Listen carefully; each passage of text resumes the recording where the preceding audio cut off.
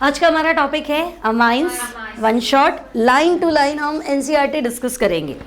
ठीक है, तो चलो देखो, अमाइंस में आपको स्टार्टिंग में क्या दिया है, थोड़ा है ना थियोरी दिया है ना। तो नीट जेईई में अच्छे क्वेश्चन बनते हैं, लेकिन आपके अगर बोर्ड एग्जाम्स है तो इसमें भी आपको ध्यान रखना है, छोटे छोटे क्वेश्चन जो होते हैं ना, multiple choice, objective, one liner, वहाँ आप फंस सकते हो। तो देखो, वैसे अगर मैं अमाइंस की बात करूँ, अगर सिंपली अगर हम बोले कि भाई अमाइंस क्या है, तो आप कहोगे अमोनिया के हाइड्रोजन को रिप्लेस कर दो, है ना। NH3 इसका हाइड्रोजन एटम आप रिप्लेस करते चलो किससे, एल्काइल ग्रुप्स R। ठीक है, ये माइनस नहीं है, खाली वैलेंसी है ना। तो आपने क्या किया, अमोनिया का हाइड्रोजन रिप्लेस किया एल्काइल ग्रुप से, तो जो स्पीशीज या जो कंपाउंड आपको बनता है उसे हम कहते हैं अमाइन। क्लियर। तो तुम कहोगे अमोनिया में तो 3 हाइड्रोजन है, मैंने तो सिर्फ पहला ही रिप्लेस किया, तो ये है आपका 1 डिग्री। ठीक है, 1 डिग्री अमाइन। अब आपने क्या किया, दूसरा हाइड्रोजन भी रिप्लेस कर दिया, RNH2, है ना। और आपने क्या कहा, चलो इसका भी एक हाइड्रोजन रिप्लेस कर लेते हैं, किससे, तो हम कहेंगे हमें कुछ ऐसा मिला भाई, RNH। ठीक है, तो RNHR आपका है 2 डिग्री अमाइन। क्लियर। और अगर ये RNHR, इसका मैं तीसरा हाइड्रोजन भी रिप्लेस कर दूं, क्लियर, अगर मैं हाइड्रोजन हटा दूं और इसकी जगह क्या लगा दूं, एल्काइल ग्रुप, तो मुझे मिलेगा R3N, है ना। इसको क्या पढ़ेंगे, 3 डिग्री अमाइन। तो हम कहेंगे चलो, अगर हम अमाइन की बात कर रहे हैं तो अमाइन खुद हमारे पास 3 तरह का है, दिख रहा है आपको, है ना। अमाइन खुद 3 तरह का है। आप ऐसे डिस्कस करना कि भाई अगर देखो NH2 लिखा है, या फिर NH लिखा है, या फिर सिर्फ N लिखा है। ठीक है, तो अगर NH2 होगा तो हम इसको पढ़ेंगे 1 डिग्री। अगर NH है तो हम इसको पढ़ने वाले हैं 2 डिग्री अमाइन, और सिर्फ N है 3 डिग्री अमाइन। क्लियर है। तो पहले तो अमाइन होता क्या है। अब आपको देखो, एनसीईआरटी अगर अपन पढ़ें तो पहली लाइन यही है, अमाइन जो है वो अमोनिया में से एक या एक से ज़्यादा हाइड्रोजन को एल्काइल या एराइल से रिप्लेस करने पे बनता है ना। एराइल मतलब मैं R की जगह बेंजीन लिख दूँ तो एरोमेटिक अमाइन, R लिखा है तो एलिफेटिक अमाइन, और बेंजीन लिखा है तो एरोमेटिक अमाइन। ठीक है, तो ये हो गया। अब आपको मैंने शुरू में पढ़ाया था, देखो विटामिन जब हम पढ़ रहे थे तो मैंने कहा था वाइटामाइन, है ना, वाइटल अमाइन, जीवों में पाया जाने वाला अमाइन, ऐसा अमाइन जो लिविंग बॉडी के अंदर है। तो शुरू में जो आपको विटामिन डिस्कवर हुए थे उन सब में अमाइन था, फिर बाद में पता चला अब जो डिस्कवर हो रहे किसी में अमाइन है ही नहीं, तो अब करें क्या, आपने नाम तो दे दिया विटामिन विटामिन विटामिन, तो एक बार तो कंफ्यूजन हुआ ना कि अमाइन, तो उन्होंने क्या किया, विटामिन की स्पेलिंग से ई गायब कर दिया, तो अब तो कंफ्यूजन है, मिंग तो कहीं भी हो सकता है ऐसे। ठीक है, तो होता तो है प्रोटीन में NH2 ग्रुप, प्रोटीन बहुलक है, पॉलीमर है, तो मोनोमर कौन है प्रोटीन का, प्रोटीन का एकलक सिंगल यूनिट प्रोटीन क्या है, पॉलीपेप्टाइड, है ना। तो पॉलीपेप्टाइड मतलब बहुत सारे पेप्टाइड बॉन्ड से बना हुआ कंपाउंड। तो पेप्टाइड बॉन्ड किसके बीच में बनता था, COH और NH। हाँ, तो कंपाउंड क्या हुआ, अमीनो एसिड। प्रोटीन की सिंगल यूनिट, बेसिक यूनिट क्या हुई, अमीनो एसिड। ठीक है भाई, बात तो सही है ना। तो आपको जो पहली लाइन दी है वो ये दी है कि अमाइन जो है वो आपका है प्रोटीन के अंदर, क्लियर, विटामिन के अंदर, है ना, एल्केलॉइड्स के अंदर और हार्मोन के अंदर। ठीक है, मान लो आपसे पहला ऑब्जेक्टिव क्वेश्चन बनवा लिया इसने कि अमाइन किस में नहीं होता है ना। तो अपन को तो ये ध्यान रखना है भाई अमाइन होता किस में है, तो अमाइन हमारा होता है प्रोटीन्स में। ठीक है, प्रोटीन्स में अमाइन मिलेगा, हार्मोन्स में मिलेगा, तो हम कहेंगे ठीक है, अमाइन प्रोटीन में होता है, हार्मोन्स में होता है, फिर विटामिन शुरू वालों में तो होता ही था। ठीक है, और एल्केलॉइड्स। ठीक है, एल्केलॉइड्स एक बायोलॉजिकल टर्म है जिससे आप गोंद वगैरह या इस तरह के जो कंपाउंड्स मिलते हैं ना, उनको अपन एल्केलॉइड्स में कंसीडर करते हैं। ठीक है, अब ये कह रहा है कि इसके अलावा 2 हार्मोन और है। देखो, 2 हार्मोन जिनमें अमाइन ग्रुप है, तो आपको याद रखना है 2 हार्मोन, एक तो है एड्रीनलिन और दूसरा एक तो आपको दे रखा है एड्रीनलिन। ठीक है भाई, एड्रीनलिन हार्मोन है ना, एड्रिनल ग्लैंड से, और दूसरा इफेड्रिन। ठीक है भाई, एक हार्मोन और है आपके पास इफेड्रिन। मान लो आपसे पूछ लिया कि कौन सा ऐसा हार्मोन है जिसमें अमाइन ग्रुप है। ठीक है, एक एड्रेनलिन और एक इफेड्रिन, और ये दोनों ही क्या करते हैं, ब्लड प्रेशर को बढ़ाते हैं। ब्लड प्रेशर बढ़ाने वाले दो हार्मोन। ठीक है, तो अपन को समझ में नहीं आएगा ये क्वेश्चन अमाइन में से कैसे पूछ लिया, बट एनसीईआरटी में लाइन टू लाइन दे रखा है तो आपको ध्यान रखना है। क्लियर है, यहाँ तक कोई दिक्कत नहीं है। फिर एक कंपाउंड और आपको दिया है नोवोकेन। ठीक है, अब नोवोकेन को हम डेंटल या डेंटिस्ट यूज करते हैं, है ना। दांत का पेन कितना खतरनाक होता है, पर्सनल ले लिया। तो दांत का पेन इतना खतरनाक होता है तो डॉक्टर क्या करेगा, सीधा मान लो दांत ही निकालना है तो पहले एनेस्थीसिया देगा। ठीक है, तो जो डेंटिस्ट होता है वो नोवोकेन को एनेस्थीसिया के रूप में प्रयोग करता है। आई बात समझ में? तो तुमसे ये भी सवाल पूछा जा सकता है ना, कि डेंटल इंडस्ट्री में या डेंटल डिपार्टमेंट में दांत में अगर एनेस्थीसिया लगाना है तो कौन सा लगाएंगे, क्लोरोफॉर्म तो सूंघेंगे नहीं ना, सिर्फ इसी चीज़ को सुन करना है तो हम क्या लेंगे उसको, नोवोकेन। ये आपके एनसीईआरटी में दे रखा है। फिर एक एंटी हिस्टामाइन। एंटी हिस्टामाइन होता है हिस्टामाइंस को रोकने वाला, एलर्जी कम करने वाली दवाई। अब मान लो घुमा के पूछ लिया कि भाई ये ना एलर्जी कम करने वाला हिस्टामाइन कौन सा है, फिर तुम कहोगे ये एवरीडे लाइफ में से आ गया, लेकिन आपके अमाइंस में दे रखा है। तो ये कह रहा है सबसे पुराना, है ना, एक एंटी हिस्टामाइन है, वो है आपका बेनेड्रिल। ठीक है, तो ये बेनेड्रिल नाम का एंटी हिस्टामाइन, इसमें भी अमाइन ग्रुप है। एंटी हिस्टामाइन समझ के, एंटी एलर्जिक ड्रग, एलर्जी को कम करने वाली दवाई। इतनी बात क्लियर है? ठीक है, तो ये शुरू में आपको दे रखा है। फिर क्वाटरनरी अमोनियम सॉल्ट। अब देखो आपको लिखा है सरफेस एक्टिव एजेंट, पृष्ठ सक्रिय यौगिक। मतलब आप सोचो, एक तो होते हैं साबुन और एक होता है डिटर्जेंट। तो साबुन आपका होता है सोडियम कार्बोक्सिलेट, और आर जो होता है ना वो लॉन्ग चेन में, आपने कहा सोडियम स्टीरेट, तो स्टीरेट मतलब 17 कार्बन, सोडियम पामीटेट 15 कार्बन, ऐसे। ठीक है, सोडियम माइरिस्टेट तो 13 कार्बन, ऐसा कुछ था, है ना। तो हम कहेंगे कि भाई ये ना साबुन होता है sodium salt of carboxylic acid और लॉन्ग चेन वाला। और डिटर्जेंट्स, तो डिटर्जेंट 3 तरह के होते हैं, कैटायनिक डिटर्जेंट, एनायनिक डिटर्जेंट और नॉन आयनिक, है ना। डिटर्जेंट मतलब सरफ जो आप घर में काम में ले रहे हो। तो अगर मैं कहूँ कि कैटायनिक डिटर्जेंट, है ना, वो यहाँ क्यों पढ़ रहे हैं, क्योंकि ये अपने फंस गया यहाँ पे एग्जाम्पल। देखो अगर मैं तुम्हें कहूँ कि भाई कैटायनिक डिटर्जेंट, क्लियर, डिटर्जेंट को हिंदी में बोलते हैं अपमार्जक, तो फिर हमें लगे तो एवरीडे लाइफ का है, हमारे कोर्स का नहीं है ना। लेकिन इसने कहा है कि भी क्वाटरनरी सॉल्ट, चतुष्क अमोनियम लवण पढ़ा था ना आपने। तो जो क्वाटरनरी सॉल्ट है ना, वो कैटायनिक डिटर्जेंट का एग्जाम्पल है। अब ये क्या कर सकते हैं हम, तो ये प्लस हो गया और बाहर क्या हो गया, माइनस।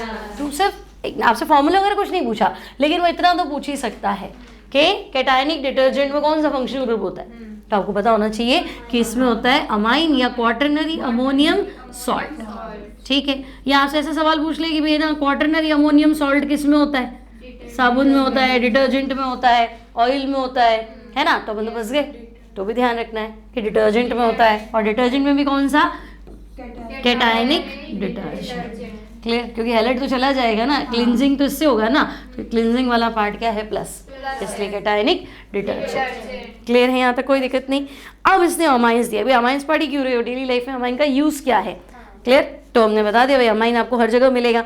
अमाइन आपको प्रोटीन में मिला, विटामिन में मिला, एल्केलॉइड में मिला, हार्मोन में मिला, है ना। फिर सरफ, साबुन में नहीं आ रहा, सरफ में तो आ ही रहा है। फिर एंटी एलर्जिक ड्रग में मिला, फिर वो डेंटल वाला नोवोकेन वहाँ मिला, कोई दिक्कत नहीं।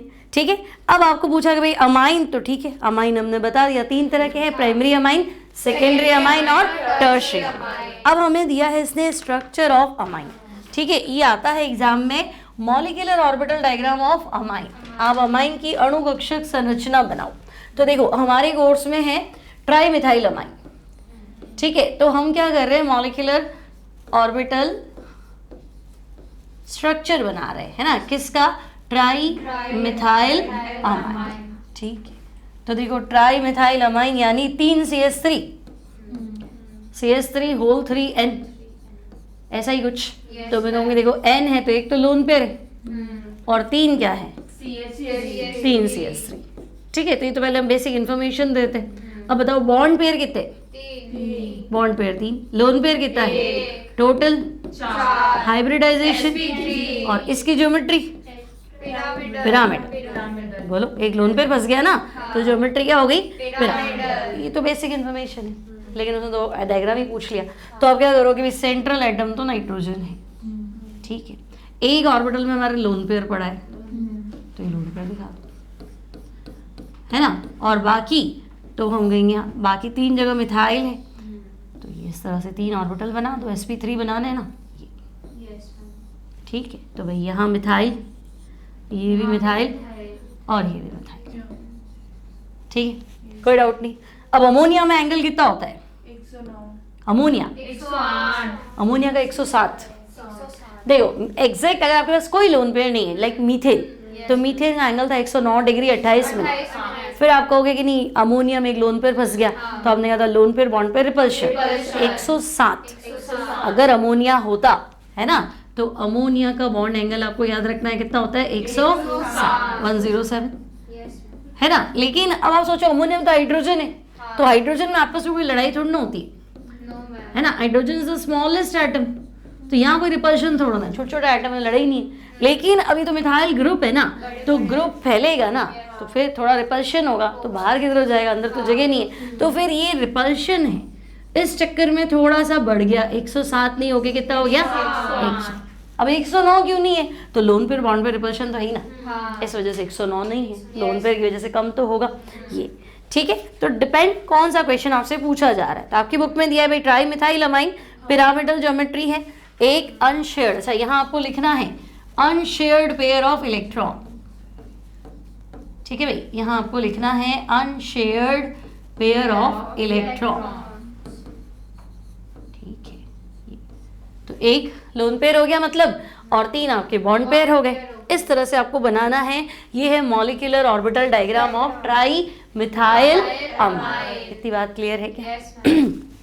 अब आपको दिया है क्लासिफिकेशन कि भाई 3 तरह के अमाइन है, प्राइमरी, सेकेंडरी और टर्शियरी, ठीक है, ये तो हमने पढ़ ही लिया।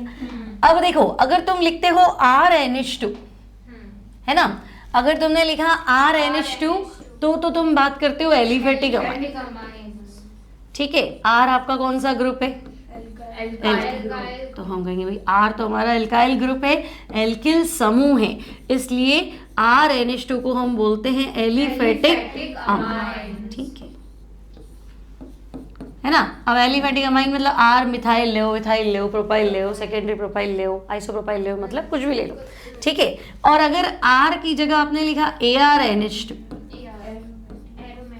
तो ARNH2 हमारा है एरोमेटिक अमाइन, ठीक है। तो एरोमेटिक अमाइन और AR मतलब बेंजीन ले लो, है ना, तो बेंजीन पे NH2, इसका कोई स्पेसिफिक नेम है क्या? तो हम कहेंगे बेंजीन पे NH2 को तो हम एनिलीन पढ़ते, है ना, तो या तो आप इसको एनिलीन बोलो, यहाँ क्या बोलो? बेंजेनामाइन, ठीक है। तो एनिलीन बोलो या फिर आप बोलो बेंजेनामाइन, बोलो, कोई तकलीफ है क्या? नहीं, ठीक है। अब इनकी नेमिंग आती है, ठीक है। तो आपको क्या करना है? दोनों ही नेमिंग करनी है, क्लियर? जो एग्जाम्पल बुक में है अपन से वही कर रहे हैं कॉपी, है ना। देखो पहला मेरे पास है 1 डिग्री अमाइन RNH2, तो तुम कहो ठीक है भाई ये तो 1 डिग्री अमाइन से। अगर मुझे इसका कॉमन नेम, सामान्य नाम लिखना है तो मैं लिखूंगी एल्काइल अमाइन, ठीक है ना। और अगर मुझे IUPAC लिखना है तो क्या लिखोगे? एल्केन अमाइन, ठीक है। एल्केन में अमाइन जोड़ना है और एल्केन का ई हटाना है, 2 वोवेल हो गए तो पहला हटाना, ठीक है। तो अगर IUPAC पूछे तो एल्केनामीन, है ना, और अगर कॉमन पूछे तो एल्काइल अमाइन। हिंदी में आपको लिखना है एल्काइल मतलब एल्किल समूह और अमाइन, ठीक है, एल्किल अमाइन। अब देखो कट टू कट अपने जो एग्जांपल्स दिए मैं वही लिख रही हूँ, थोड़ा दिमाग लगाओ। पहला एग्जांपल है आपके पास CH3 CH2 NH2, ठीक है। फिर दूसरा है CH3 CH2 CH2 NH2, ठीक है। और तीसरा आपके पास ऐसा है CH3 CH NH2CH3। ठीक है, अब देखो पहला नाम तो है आपका एल्काइल अमाइन, तो 2 कार्बन वाला एल्काइल कौन सा है? इथाइल है। तो हम कहेंगे भाई 2 कार्बन वाला अमाइन तो इथाइल है, तो पहला नाम है आपका इथाइल अमाइन, और आईयूपीएसी में है ethyl amine. Clear? Ethyl amine या ethyl amine. IUPS sorry common name ethyl amine है ना। आईयूपीएसी में एल्केन अमाइन, 2 कार्बन वाला एल्केन इथेन, इथेन में अमाइन जोड़ दो है ना, तो इथेनामाइन, और हिंदी में लिखना है तो एथेनामीन। बोलो क्लियर? अब यहाँ पहुंचो, कितने कार्बन है? 1 2 3 कार्बन वाला एल्काइल प्रोपाइल, तो आपको लिखना है नॉर्मल प्रोपाइल। सही है, तो नॉर्मल प्रोपाइल अमाइन, और अगर आईयूपीएसी लिखना पड़े तो प्रोपेन अमाइन या प्रोपेन 1 अमाइन, बात तो एक ही। ठीक है, तो आप लिख सकते हैं प्रोपेन 1 अमाइन। क्लियर है? कोई डाउट नहीं। अब यहाँ पहुंचो, है ना, मेरे 3 कार्बन सीधे तो नॉर्मल प्रोपाइल, और ये 2 डिग्री वाला है ना, इसको आइसो पढ़ते हैं, तो आइसो प्रोपाइल। ठीक है, तो ये हो गया आइसो प्रोपाइल अमाइन। ठीक है, आइसो प्रोपाइल अमाइन है ना, और आईयूपीएसी लिखना पड़े तो प्रोपेन 2 अमाइन है ना, तो हम ठीक है भाई, ये हो गया प्रोपेन 2 अमाइन।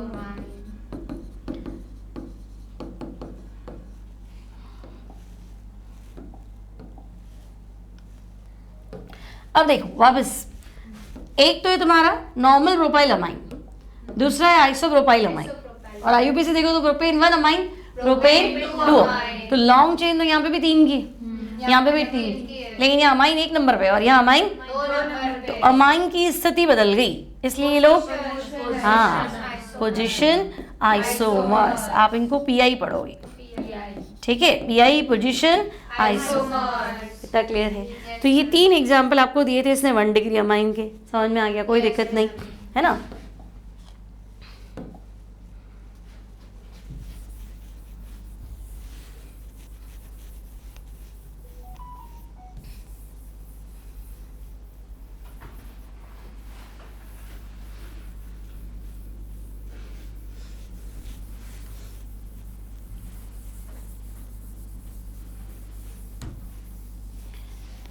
अब देखो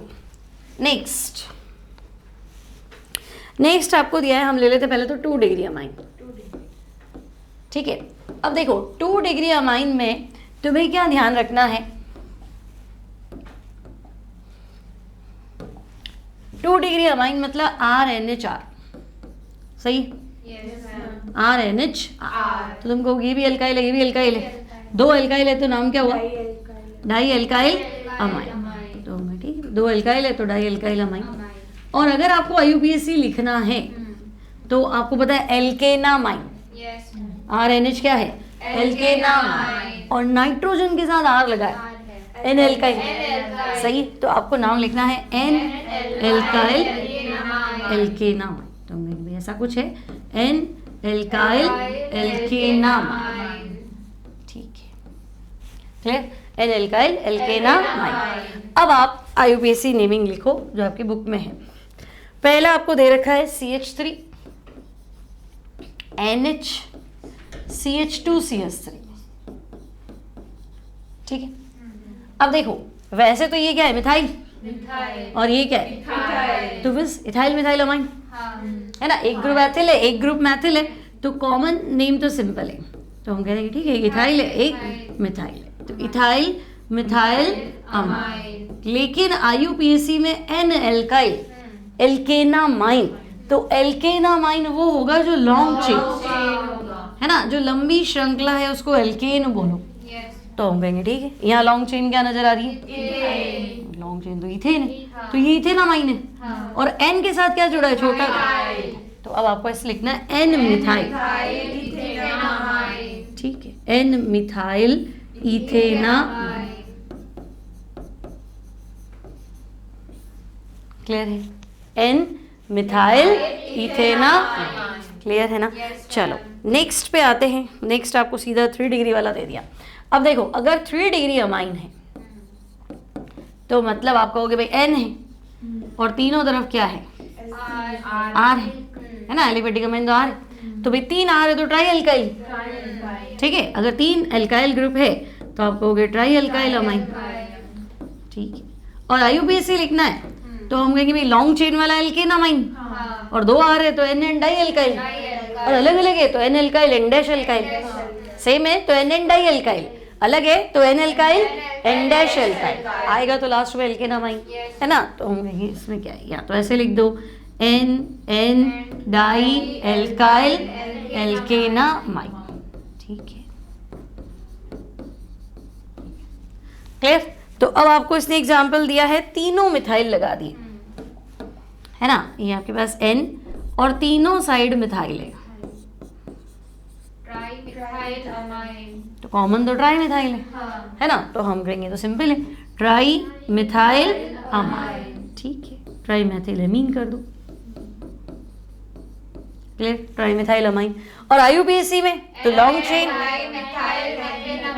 देखो लंबी श्रृंखला तो एक ही कार्बन की है ना, तो जब लॉन्ग चेन एक कार्बन की है तो मीथेन अमाइन, और NN डाई मिथाइल, तो NN डाई मिथाइल मीथेनामाइन, आगे बात समझ में।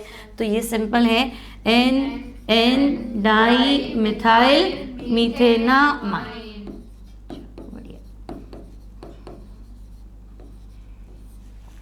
क्लियर। तो बोलो नेमिंग में कोई समस्या है क्या? ठीक है, अब कुछ और इसके नए एग्जांपल्स देख लेते हैं। अब देखो जरूरी नहीं है कि हर एक का कॉमन नेम हो तो हम लिख देंगे, कॉमन नेम नहीं है तो छोड़ दो, है ना। तो नेक्स्ट एग्जाम्पल है तुम्हारे पास, यहाँ है C2H5, फिर N, फिर C2H5, और फिर है CH2, CH2, CH2, CH3, ठीक। तो पहले तो कॉमन नेम सारे अल्काइल ग्रुप पकड़ लो, कौन कौन से, ये इथाइल, ये इथाइल, और ये ब्यूटाइल, तो डाई इथाइल, और ब्यूटाइल कौन सा है, नॉर्मल, 4 कार्बन सीधे है ना, तो नॉर्मल ब्यूटाइल।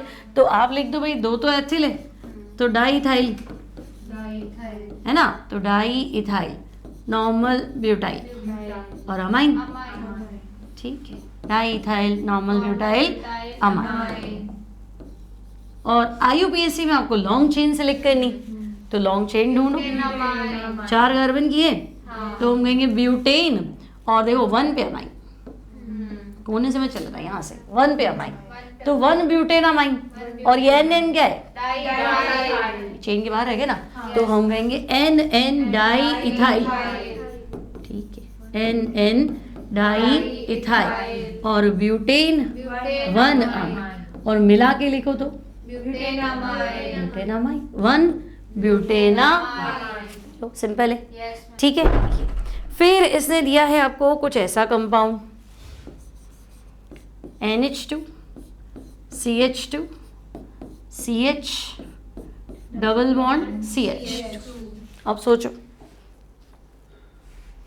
बोलो carbon next to double bond को क्या पढ़ोगे, एलाइल, है ना, हमने पढ़ा था ना carbon next to double bond, तो ये एलाइल है, तो कॉमन नेम क्या हो जाएगा, एलाइल अमाइन, ठीक है, हेलो एल्केन में पढ़ा था ना हमने, तो ठीक है, carbon next to double bond allyl, तो ये एलाइल अमाइन है। IUPAC में डबल बॉन्ड ज्यादा इंपॉर्टेंट है कि CH2, मतलब NH2, NH2 ज्यादा इंपॉर्टेंट है, डबल बॉन्ड तो आपके 13-14 नंबर में आते हैं, इससे पहले तो ये आ ही जाता है ना, तो हम कहेंगे कि भाई NH2 ग्रुप ज्यादा इंपॉर्टेंट है, ठीक है। तो अब बोलो लॉन्ग चेन 3 कार्बन, तो प्रोप 2 इन 1 अमाइन, देखो पूरा पढ़ लें तो भी अपन यहाँ फंस सकते थे, है ना, तो इसलिए आपको रिवाइज करते हैं, अभी छोटी सी भी गलती आपके नहीं छूटे। तो प्रोप 2 इन, क्लियर, प्रोप 2 इन 1 अमाइन, हेलोजन होता ना तो डबल बॉन्ड ज्यादा इंपॉर्टेंट होता, आई बात समझ में, क्योंकि आपका हेलोजन कोई फंक्शनल ग्रुप नहीं है, लेकिन अमाइन तो फंक्शनल ग्रुप है ना, इसलिए तो प्रोप 2 इन 1 अमाइन, ठीक है। अब आपको दिया इसने ये CH2 whole 6 NH2, CH2 whole 6 NH2, अब बोलो कॉमन नेम, कॉमन नेम देखो CH4 क्या होता है, CH4 मीथेन, CH4 अकेला मीथेन, CH3 क्या होता है? मिथाइल। और CH2 क्या होता है? मिथाइलीन, है ना? CH2 क्या है? मिथाइलीन। आप मिथाइलीन कितने लेके बैठे हो? 6। तो आपको बताना है हेक्सा मिथाइलीन। 6 मिथाइलीन है ना, तो हेक्सा मिथाइलीन। और जब आपने मिथाइलीन बोला है तो CH2 ही लेफ्ट भी और खत्म होगा वहां पे भी, तो आप सीधा लिख दो हेक्सा मिथाइलीन डाईएमीन। ठीक। और IUPAC लिखना है तो लॉन्ग चेन 6 कार्बन की है और अमाइन 1 और 6 पे कनेक्टेड है ना, तो क्या नाम लिखूं? 1,6-डाईअमाइन हेक्सेन। हेक्सेन पहले 1,6-डाईअमाइन, हेक्सेन 1,6-डाईअमाइन, है ना? और बाकी हेक्सा मिथाइलीन डाईअमीन। ठीक है, यहाँ तक कोई दिक्कत नहीं। अब अगर आप पढ़ोगे आगे नायलॉन 666, तो पहला 6 मतलब ये 6 कार्बन वाला, तो जब आपको नायलॉन 66 बनाना हो तो हम एक तो लेते हैं हेक्सा मिथाइलीन डाईअमाइन और दूसरा हम लेते हैं एडिपिक एसिड। तो ये एडिपिक एसिड 6 कार्बन वाला हो गया ना, तो ये मेन उसका कंटेंट है। क्लियर है, यहाँ कोई दिक्कत नहीं। अब एनिलीन तुम्हें बताइए, एनिलीन का IUPAC एनिलीन लिख सकते हो और नहीं तो बेंजीनामीन लिख दो। ठीक है,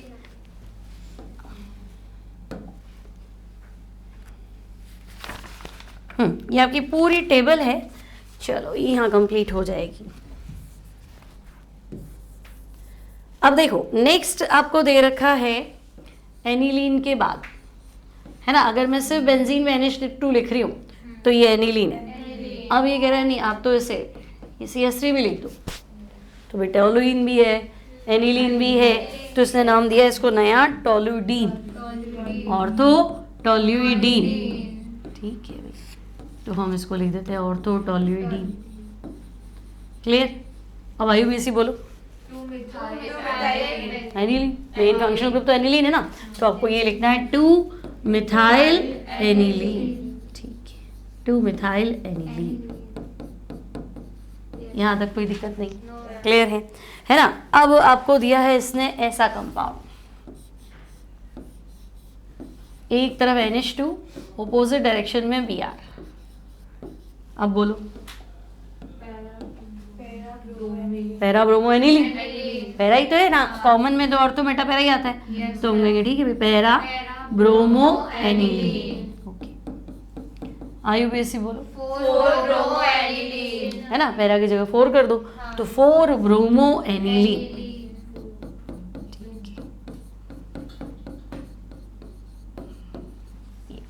नेक्स्ट आपको दिया है इसने कुछ ऐसा,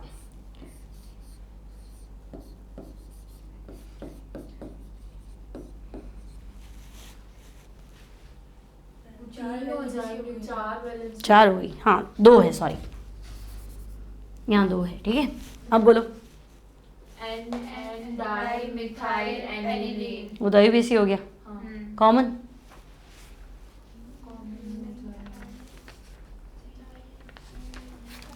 डाईमिथाइल फिनाइल अमाइन, यहाँ पे डाईमिथाइल एनिलीन। ठीक है, तो अगर आपने सिर्फ डाईमिथाइल एनिलीन लिख दिया, ये NCERT हो गई, आप NN लिख दो, तो NN डाईमिथाइल एनिलीन, और IUPAC तो ये हुआ ही, है ना? कॉमन में आप ऐसे लिख सकते थे डाईमिथाइल फिनाइल एनिलीन या डाईमिथाइल बेंजेनामाइन, है ना? दोनों ही सही है। इसको इसने लिखा है NN डाईमिथाइल बेंजेनामाइन। ठीक है, एनिलीन लिखोगे तब भी चलेगा, ऐसा कुछ नहीं है। बोलो कोई दिक्कत है क्या? NN डाईमिथाइल एनिलीन या NN डाईमिथाइल बेंजेनामाइन। तो अब तो मैं इसकी IUPAC का तो टेंशन खत्म, नेमिंग कर लोगे। अभी तो आपने ये तो पढ़ा है अमाइंस की नेमिंग, है ना? अब आपको जो क्वेश्चन दिया है ना, अच्छे क्वेश्चन से सब पे कोई ना कोई क्वेश्चन बनेगा।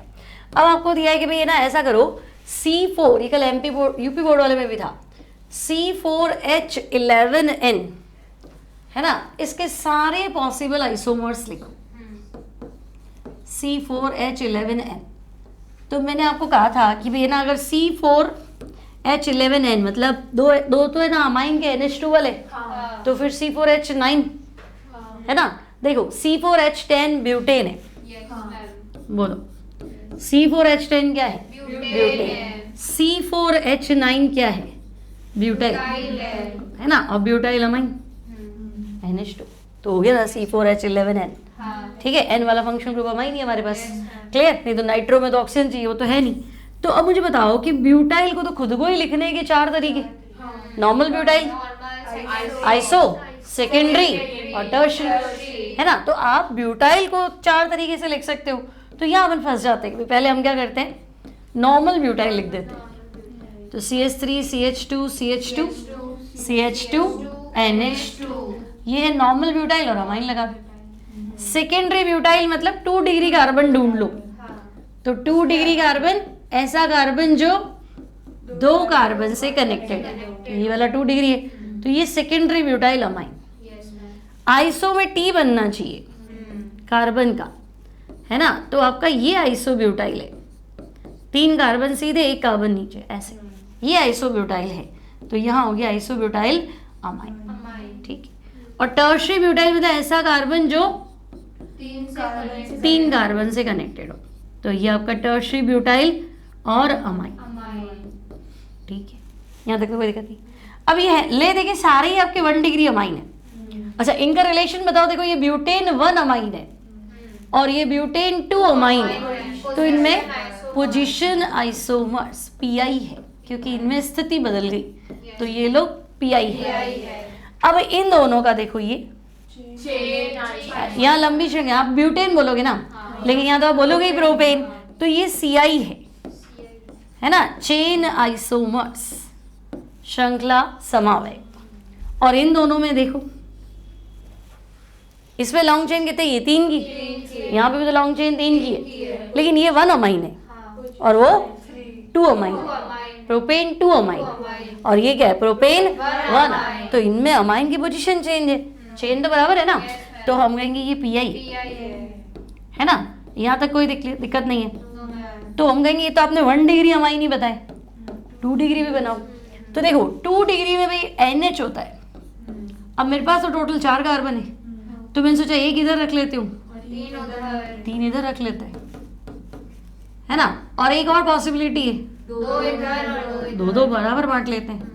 तो जब फंक्शनल ग्रुप के लेफ्ट और राइट में कार्बन संख्या अलग अलग होती है, तो कौन सी आइसोमेरिज्म होती है, मेटामरिज्म। कल वाले पेपर में था ये सेम क्वेश्चन, है ना। तो हम कहेंगे भाई ये तो मेटामर्स है, तो ठीक है, 2 डिग्री वाले आपस में ही मेटामर्स है, मध्यावयवी है ना, ये लोग मेटामर्स है, ठीक है, चलो मान लेते हैं। अब 2 डिग्री भी बना लिया। अच्छा प्रोपाइल क्यों बना, आइसो प्रोपाइल भी तो बना सकते थे, ये और है। तो हम अगर आइसो प्रोपाइल बनाएं तो कुछ ऐसा, ये ठीक है। अब यहाँ थोड़ा समझना, ये मिथाइल आइसो प्रोपाइल अमाइन, इन दो में क्या रिलेशन है, सेकेंड थर्ड में, ये दोनों, ये भी मेटामर्स है। देखो इधर 2, इधर कितना है, 1 और 3, ये लोग मेटामर्स है, लेकिन वो पहला और तीसरा, हाँ वो पोजीशन है, क्योंकि ये प्रोपेन 2 अमाइन है और वो देखो प्रोपेन 1 अमाइन। मैं समझ, इधर 1 है इधर 3 है, यहाँ पे तो ये ना 1 है और 3 है, लेकिन वो आपका प्रोपेन 1 अमाइन है और ये प्रोपेन 2 अमाइन। तो ये दोनों है ना, समझे, ये वाला और ये वाला, इनको क्या बोलोगे, PI, ठीक है। चलो यहाँ तक भी क्लियर है। अब एक 3 डिग्री भी तो बचा, है ना, तो हम कहेंगे 3 डिग्री में देखो टोटल 4 कार्बन है ना, तो 1 1 और 2, ये ऐसा, ठीक है। तो अब ये बताओ ये दोनों में क्या रिलेशन है, FGI फंक्शनल ग्रुप आइसोमर, क्योंकि 2 डिग्री अमाइन है, ये 3 डिग्री अमाइन, तो 1 डिग्री 2 डिग्री 3 डिग्री आपस में क्या होते हैं, फंक्शनल ग्रुप आइसोमर्स, क्रियात्मक समूह समवयवी, ठीक है। तो हम कहेंगे भाई ये लोग तो आपस में FGI, ठीक है, क्रियात्मक समूह समवयवी। यहाँ तक क्लियर, कोई दिक्कत नहीं। अब यहाँ बताओ इन दोनों का क्या है, ये 1 डिग्री अमाइन है, ये 2 डिग्री अमाइन है, तो ये लोग भी फंक्शनल ग्रुप आइसोमर्स। ये सवाल लास्ट ईयर भी था इम्पॉर्टेंट की कैटेगरी में, इस बार भी है ना, और आपका सीधा एनसीईआरटी वाला क्वेश्चन है। क्लियर है, कोई दिक्कत नहीं है। अब आपसे पूछा है general method of preparation of amine. ठीक है भाई, अमाइन बनाने की विधियां। ओके, अमाइन बनाने की विधियां।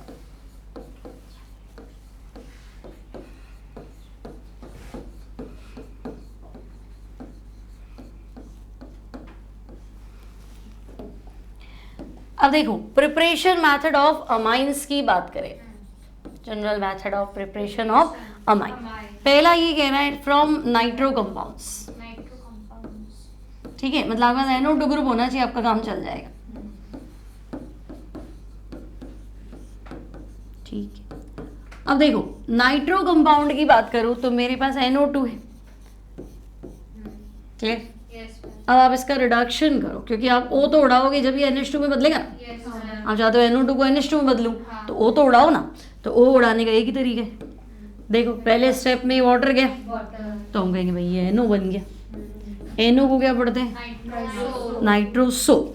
अब देखो, इधर भी H दे दूं, इधर भी H दे दूं, क्योंकि अभी इसको भी तो उड़ाना है।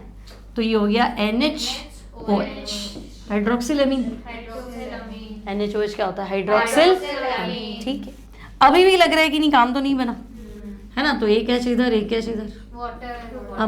अब मेरा आंसर है NH2, और NH2 को क्या पढ़ेंगे? 1। तो आप तो टोटल खर्चा देख लो, तो आप कहोगे 6H खर्च हुआ, 2H 2H 2H, है ना। तो मैं सिर्फ ये लिख दूं भाई RNO2, है ना, और मुझे कहीं से क्या मिल जाए? 6 हाइड्रोजन।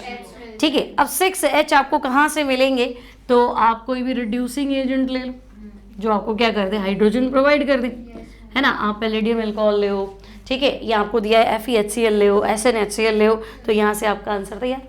ठीक है, अब एनसीईआरटी में आपको R वाला नहीं है, एनिलीन बना के दिया है, तो आप एज इट इज पढ़ो जो आपको दिया है। तो आपको दिया है कि आप ले लो नाइट्रोबेंजीन। क्लियर? 2 तरीके हैं, या तो आप कॉम्बिनेशन ले FeHCl, या फिर क्या ले? अब देखो, FeCl2 हाइड्रोजन फ्री, यहाँ पे भी SnCl2 हाइड्रोजन फ्री। तो अगर हाइड्रोजन मिलेगा तो ऑब्वियस रिडक्शन ही होगा। तो यहाँ तो आंसर मेरा तैयार है, बेंजीन पे NH2, कुछ भी ले लो कॉम्बिनेशन। तो आपको ये ध्यान रखना यहाँ से मिल क्या रहा है। ठीक है, या फिर आपको दिया, आप ले लो हाइड्रोजन सीधा पैलेडियम के साथ। पैलेडियम फ्री वैलेंसी होती है, हाइड्रोजन एब्जॉर्ब करके रखता है। ठीक है, तो आप ले लो हाइड्रोजन डायरेक्ट। तो डायरेक्ट तो हमें कोई टेंशन दी नहीं ना, हमारा टोटल खर्चा हमें पता है ना। 3 मोल हाइड्रोजन चाहिए, 3H2 6H। अब आपसे पूछा कि FeHCl बढ़िया है कि SnHCl बढ़िया है? है ना। तो आप कहोगे कि अगर इन दोनों की बात करें तो FeHCl बढ़िया है, क्योंकि पहले क्या होता है? FeCl2 बन जाता है, आपको हाइड्रोजन मिल गई रिडक्शन के लिए।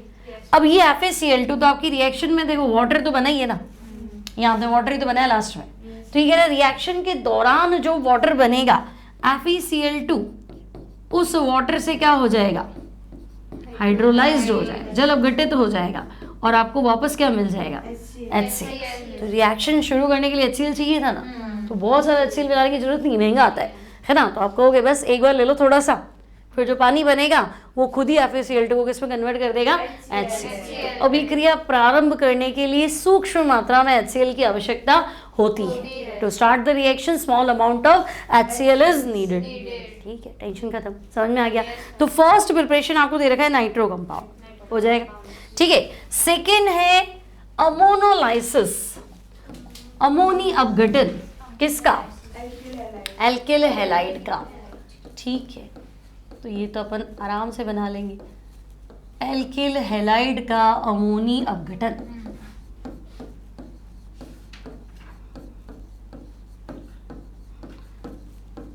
अब देखो, लेना आपको RX है ना। अच्छा, इसमें ध्यान रखिए, यहाँ मैकेनिज्म कौन सा फॉलो करता है?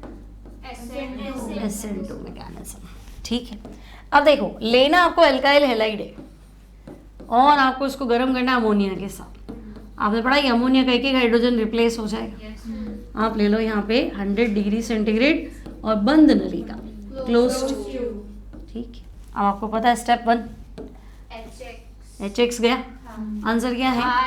RNH2। मैं ऐसे लिख दूँ, आप वापस रिएक्शन करा सकते हो सेम। अब क्या होगा? फिर HX चला जाएगा। अब आंसर क्या है? RNH। फिर करा सकते हो RX, है ना, हीट कर दो। अब फिर HX गया, अब आंसर क्या है? R3N। लेकिन अभी भी क्या मेरे पास लोन पे है ना, तो एल्काइल हैलाइड। ठीक है, तो अब हमारा बनेगा क्या? Quaternary salt. ठीक है, X माइनस तो है ना। नाइट्रोजन के कभी देखो 3 तो मेरे कनेक्शन पॉइंट थे और एक मैं SR को लोन पे डोनेट कर देता हूँ, तो 4 एल्काइल है, तो क्या लिखेंगे? 4 टेट्रा एल्काइल। अब नाइट्रो जैसे NH4 होता है ना, NH4 प्लस को क्या पढ़ते हो? अमोनियम। NH4 प्लस क्या होता है? अमोनियम। तो हम कहेंगे ठीक है ना, NH4 की जगह NR4 है, तो टेट्रा एल्काइल अमोनियम। और बाहर कौन है? तो टेट्रा एल्काइल अमोनियम हैलाइड। ठीक है, क्लियर। और इसको हम क्या पढ़ सकते हैं? Quaternary ammonium salt. कहाँ काम आता है? कौन सा डिटर्जेंट? केटायनिक। कितने तरह के डिटर्जेंट बताए थे? कौन कौन से? नॉन आयनिक, है ना। जो बर्तन मांजने का लिक्विड होता है ना, वो नॉन आयनिक डिटर्जेंट। ठीक है, ये केटायनिक डिटर्जेंट जो आपके क्या बोलते हैं, जैसे ना अपना डिटॉल सोप नहीं आता जिसमें एंटीसेप्टिक कैरेक्टर होते हैं, तो ये वैसा ही होता है। एंटीसेप्टिक या जर्म्स मारने की टेंडेंसी होती है, इसलिए बहुत महंगे होते हैं। क्लियर, यहाँ तक कोई टेंशन है नहीं। अब प्रॉब्लम क्या है? आपने इतनी अच्छी रिएक्शन करी, आपके डिटर्जेंट तक पहुंच गया, बढ़िया होनी चाहिए, पर बढ़िया नहीं मानी जाएगी। क्यों? मिक्सचर बन गया, पहले 1 डिग्री हटाओ, फिर 2 हटाओ, फिर 3 हटाओ, फिर ये हटाओ, तो इतनी सारी माता बच्चे तो होगी नहीं। तो आपको दिया है कि भाई इसमें थोड़ी असुविधा है कि सबका मिक्सचर दे देगा, मिक्सचर में हमारा काम चलेगा नहीं, है ना। तो क्या करें कि यहीं तक वो आगे जाए ही नहीं, सिर्फ 1 डिग्री अमीन ही बनना चाहिए और कुछ नहीं बनना चाहिए, मेरे को इतनी माता बच्ची नहीं चाहिए, तो मैं क्या करूं ऐसा? आगे क्यों गई? RX कम ले लो। तो अब कम कैसे ले लो, मतलब समझे नहीं। तो ऐसा करो, ये 100 ले तो 500 ले, सारा खत्म हो जाए एक बार में, है ना। तो अमोनिया, अगर इस अभिक्रिया में अमोनिया को एक्सेस में ले ले, है ना, अमोनिया को क्या कर दिया? एक्सेस में, आधिक्य में ले लिया, तो क्या होगा? RX ऊपर ही खत्म हो जाएगा, है ना। तो अगर आपने अमोनिया एक्सेस में ले लिया तो आपको क्या मिलेगा? 1 डिग्री अमाइन, है ना, केवल 1 डिग्री, अच्छी खासी अमाउंट में मिल जाएगा। क्लियर है यहाँ तक? ये ठीक है, कोई दिक्कत नहीं यहाँ तक, है ना। मेजर प्रोडक्ट, है ना, सिर्फ नहीं कह सकते, मैक्सिमम आपको ये मिलेगा, है ना, अधिकतम। केवल मतलब फिर आपको लगे नहीं बनेगा ही नहीं, तो आपको लिखना है मैक्सिमम 1 डिग्री अमाइन प्राप्त होगा। 2 मेथड क्लियर है। ठीक है, पहला क्या था? नाइट्रो कंपाउंड का रिडक्शन। सेकंड क्या है? Ammonolysis of alkyl halide. Clear. अब NO2 से NH2 बना ही सकते थे, अमोनिया से बना ही सकते थे, और साइनाइड से नहीं बना सकते? साइनाइड CN है ना, C को भी पूरा रिड्यूस कर दो, N को भी पूरा रिड्यूस कर दो, तो थर्ड हम कहेंगे साइनाइड का रिडक्शन। जहाँ जहाँ N दिख रहा है वहां से तो हम काम कर ही सकते, है ना। तो थर्ड मेथड लिखेंगे रिडक्शन ऑफ साइनाइड। अच्छा, साइनाइड का UBC क्या है? नाइट्राइल। साइनाइड का UBC क्या है? कंप्लीट रिडक्शन करना है। ठीक है, साइनाइड का पार्शियल रिडक्शन कहीं पढ़ा था, आंशिक अपचयन साइनाइड का, किसमें? हाँ, रिएक्शन का नाम क्या था? साइनाइड का आंशिक अपचयन स्टीफेंस रिएक्शन, SnCl2 और HCl। साइनाइड को बीच में CHNH, फिर NH को उड़ा दो पानी के साथ, तो एल्डिहाइड बनेगा। अब आप पूरा ही रिड्यूस कर दो ना, तो हम कहेंगे ठीक है साइनाइड का कंप्लीट रिडक्शन। देखो RC ट्रिपल बॉन्ड N, इधर H दिया, इधर H दिया, तो ये CH और NH, फिर H दे देते हैं, फिर H दे देते हैं, तो CH2 और NH2। अब बढ़िया कैटलिस्ट ले लो, यहाँ तो ये ले लो, यहाँ सोडियम अल्कोहल ले लो। ठीक है, अगर आप लिथियम एल्यूमिनियम हाइड्राइड लेते हो तो इसी रिएक्शन को मेंडियस रिएक्शन बोलते हैं, है ना। तो ठीक है, मेरा आंसर तो यार भाई RCH2 NH2 क्या बना? कौन सा अमाइन है? 1 डिग्री अमाइन। ठीक है, तो साइनाइड के रिडक्शन से बन जाएगा, है ना। अब आपसे कहा कि नहीं ऐसा करो, अमाइड का रिडक्शन कर लो, तो अमाइड में भी NH2 तो सीधा है, अमाइड का रिडक्शन, क्लियर। तो हम कहेंगे ओके भाई, अमाइड के रिडक्शन से बनाते, तो अमाइड को क्या लिखूं, RC double bond O NH2, ठीक है। अब देखो अमाइड में ना ये बॉन्ड तोड़ना थोड़ा मुश्किल है, क्यों, क्योंकि ये इधर टूट जाता है C डबल बॉन्ड O, तो ये नेगेटिव, ये पॉजिटिव, तो ये अपना लोन पेयर जो है ना इधर शिफ्ट कर देता है, और यहाँ डबल बॉन्ड कैरेक्टर है, तो फिर सिंगल को तोड़ पाओगे, डबल को कैसे तोड़ोगे। तो चार अगर आपके एसिड डेरिवेटिव है ना भाई, एसिड, एलाइड, एनहाइड्राइड, एस्टर और अमाइड, तो अमाइड उन चारों में लीस्ट रिएक्टिव है, क्योंकि फंस जाता है डबल बॉन्ड के चक्कर में। तो हम कहेंगे ठीक है, अमाइड है, अगर मैं रिडक्शन करूं तो ये NH2 गायब नहीं होगा, यूँ नहीं कि आप NH2 गायब कर दो अल्कोहल बना दो, नहीं, अमाइड में ऐसा होता नहीं है। तो हम कहेंगे ठीक है, तो ये बॉन्ड तो टूटेगा नहीं, तो अमाइड का रिडक्शन तो ऐसे भी कर सकते थे, बोलो वाटर चला जाएगा। तो आंसर क्या है, RCH2 NH2, और आपको लेना है क्या, ठीक है, साथ में वाटर। अब देखो इसका काम है हाइड्रोजन माइनस देना, इसका काम है हाइड्रोजन प्लस देना, तभी तो आपका काम बनेगा। तो आपका आंसर है RCH2 NH2, कितनी होगी, 4। पहली कौन सी थी, नाइट्रो कंपाउंड से, दूसरी अमोनियम अपघटन एल्किल हैलाइड का, तीसरी साइनाइड रिडक्शन, ठीक है, और चौथी अमाइड। एक हॉफमैन ब्रोमेमाइड भी होती है, और एक फेमस थी गैब्रियल थैलीमाइड, वो भी इंपॉर्टेंट थी कल, है ना। तो अब हम चलते हैं गैब्रियल थैलीमाइड सिंथेसिस, ठीक है। तो नेक्स्ट हेडिंग 5वां नंबर है ना,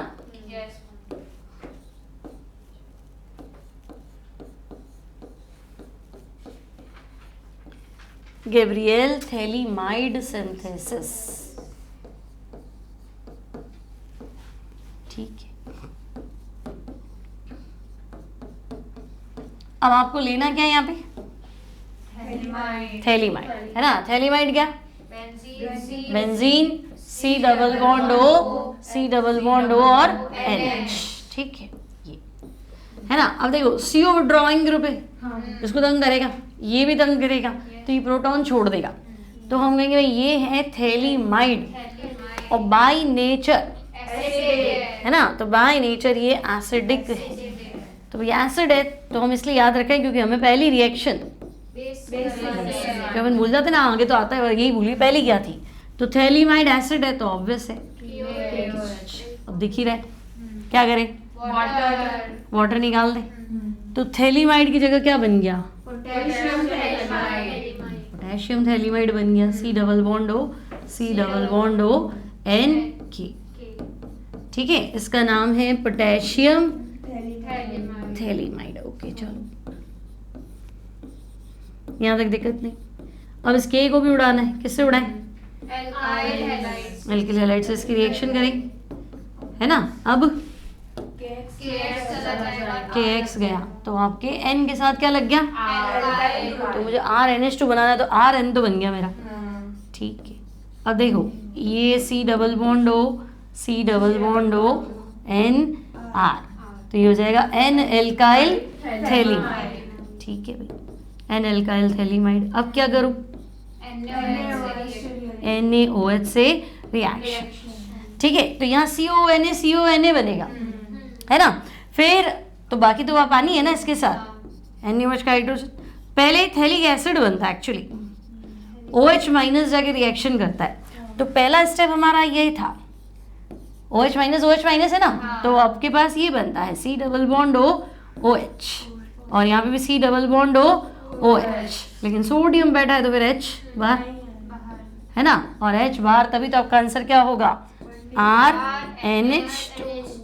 तो हम सीधा याद रख लेते हैं कि भाई ठीक है, हमारे पास ये तो है ना, और यहाँ से हम क्या ले लेंगे, 2H, जबकि OH देता है, आपको ऐसा लगना चाहिए H दे रहा है, H नहीं दे रहा, देता तो OH है, पर वापस वो OH से H निकल जाता है, तो मैं सीधा लिख रही हूँ कि 1 डिग्री अमाइन। अब मुझे एक चीज़ बताओ कि भाई 1 डिग्री के लिए तो बढ़िया मेथड है ना, इससे एरोमेटिक अमाइन बना सकते हैं क्या, नहीं बना सकते, क्यों, क्योंकि ना एल्किल मतलब एरोमेटिक पे हैलाइड लगा होगा, तो वो नहीं हटा सकते। भैया अगर आपको एरोमेटिक अमाइन बनाना है मतलब बेंजीन पे NH2 बनाना है, तो बेंजीन पे NH2 बनाने के लिए यहाँ हेलो बेंजीन लेना पड़ेगा, तो हेलो बेंजीन में बेंजीन और हेलो को अलग कैसे करोगे? नहीं कर सकते। Halo benzene are least reactive, कम क्रियाशील होते हैं किसके प्रति? सब्स्टिट्यूशन, नाभिक स्नेही प्रतिस्थापन अभिक्रियाओं के प्रति हेलोबेंजीन कम क्रियाशील, less reactive towards nucleophilic substitution react. तो हम कहेंगे यहाँ सारा गेम समझ में आ जाएगा। आर से तो एक्स अलग हो जाएगा पर बेंजीन से एक्स अलग नहीं, इसलिए हम फंस गए। चलो यहाँ तक भी ठीक है। अब आगे बढ़ते हैं कि भाई गैब्रियल थैलेमाइड के बाद हम बात करें हॉफमैन ब्रोमेमाइड। ठीक, ये बहुत अच्छी रिएक्शन है, Hofmann bromamide reaction, most important ना, हर साल ही आती है। अब हमें इसको नाम से पकड़ना है ना। देखो ब्रोमेमाइड मतलब ब्रोमीन होना चाहिए और अमाइड। अब ब्रोमीन तो क्या हम KBr वगैरह करके बाहर निकालते ही है, तो साथ में KOH या NaOH, तो ऐसे दिमाग में रखना है। और जो सबसे इंपॉर्टेंट चीज है हॉफमैन ब्रोमेमाइड डिग्रेडेशन, किसका एग्जाम्पल है? डिग्रेडेशन, अवरोहण अभिक्रिया। मतलब डिग्रेडेशन का क्या मतलब? कम करना। क्या कम करना? कार्बन। कार्बन संख्या कम हो जाती है, तो आपको ये कार्बन घटाने तो हॉफमैन ब्रोमाइड करा दो। ठीक है। अब देखो आपको है ना इसमें दिमाग नहीं लगाना है। हॉफमैन ब्रोमाइड आते ही हम कहेंगे देखो एक तो अमाइड था, एक ब्रोमीन था और एक KOH NaOH कुछ भी ले लो, मान लो NaOH ले लिया, चलो ठीक है। और गर्म करना था, डिग्रेड कैसे करो, है ना। अब रिएक्शन कैसे हुई हमें कोई मतलब नहीं है, हम सिर्फ ये ध्यान रखेंगे हॉफमैन ब्रोमाइड में ये गए हुए, तो आपका आंसर क्या है? RNH2। ठीक है। बाकी NaOH और Br है तो NaBr बनना ही है, वाटर बनना है OH से, है ना। और ये CO NaOH में मिक्स हो जाएगा तो Na2CO3, पोटेशियम है तो K2CO3, ऐसे। तो अगर मैं तुम्हें कहूँ कि नहीं मेरे पास तो ना ब्यूटेनामाइड है, ठीक है, ब्यूटेनामाइड मतलब 4 कार्बन वाला अमाइड, है ना। तो आपको कहा कि हमने क्या किया, ब्यूटेनामाइड को ब्रोमीन और KOH के साथ गर्म कर दिया, तो हम कहेंगे अमाइड ब्रोमीन KOH। हमें सिर्फ हॉफमैन ब्रोमाइड याद है और उसका आंसर है इसको गायब करना, उड़ा दो। तो आंसर क्या है? डिग्रेड हो गया। तो आपको याद नहीं करना ये रिएक्शन कैसे हुई क्या है, आप सीधा आंसर दो हॉफमैन ब्रोमाइड, आंसर CO गायब, बस। ठीक है। तो अगर मैं तुम्हें कहूँ कि बेंजेनामाइड है ना, बेंजे, अच्छा और फंसाने के लिए मान लो तुम्हें दे ही नहीं Br2 NaOH, एग्जामिनर यूं दे देगा NaOBr, तब भी तुम्हें दिमाग लगाना है। मतलब NaOBr मतलब NaOH में Br2 घोला है, Br2 है तो लिक्विड वैसे तो Br2 NaOH में घुल गया होगा, ये बन गया NaOBr, है ना। तो भी हम पढ़ लेंगे ना, अच्छा अमाइड ब्रोमीन NaOH, तो भी आंसर फिक्स है। क्या करेंगे, इसको गायब कर दो, तो बेंजीन पे NH2 बोलो, सबसे सरल है हॉफमैन ब्रोमाइड। क्लियर है, कोई दिक्कत नहीं, ये अच्छे, है ना। अब आपको NCERT में एक एग्जाम्पल भी दिया है,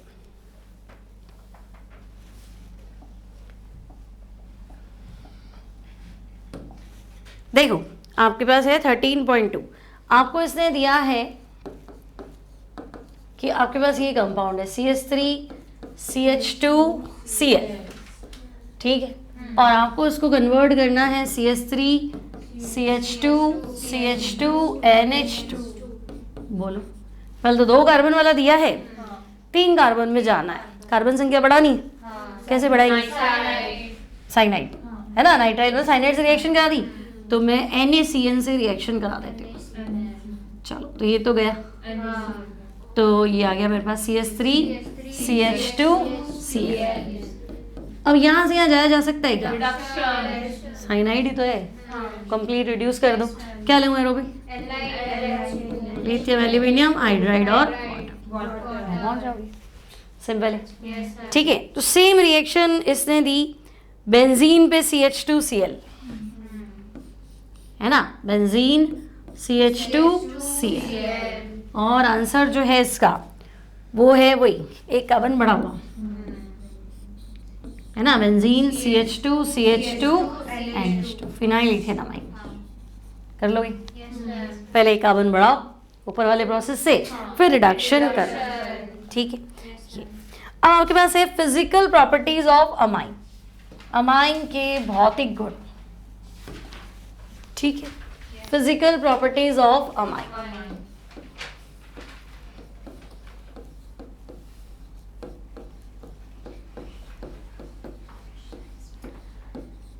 अब देखो अमाइन की स्मेल फिश लाइक है ना, तो आपको दिया लोअर एलिफेटिक अमाइन, इसकी स्मेल मछली जैसी होती।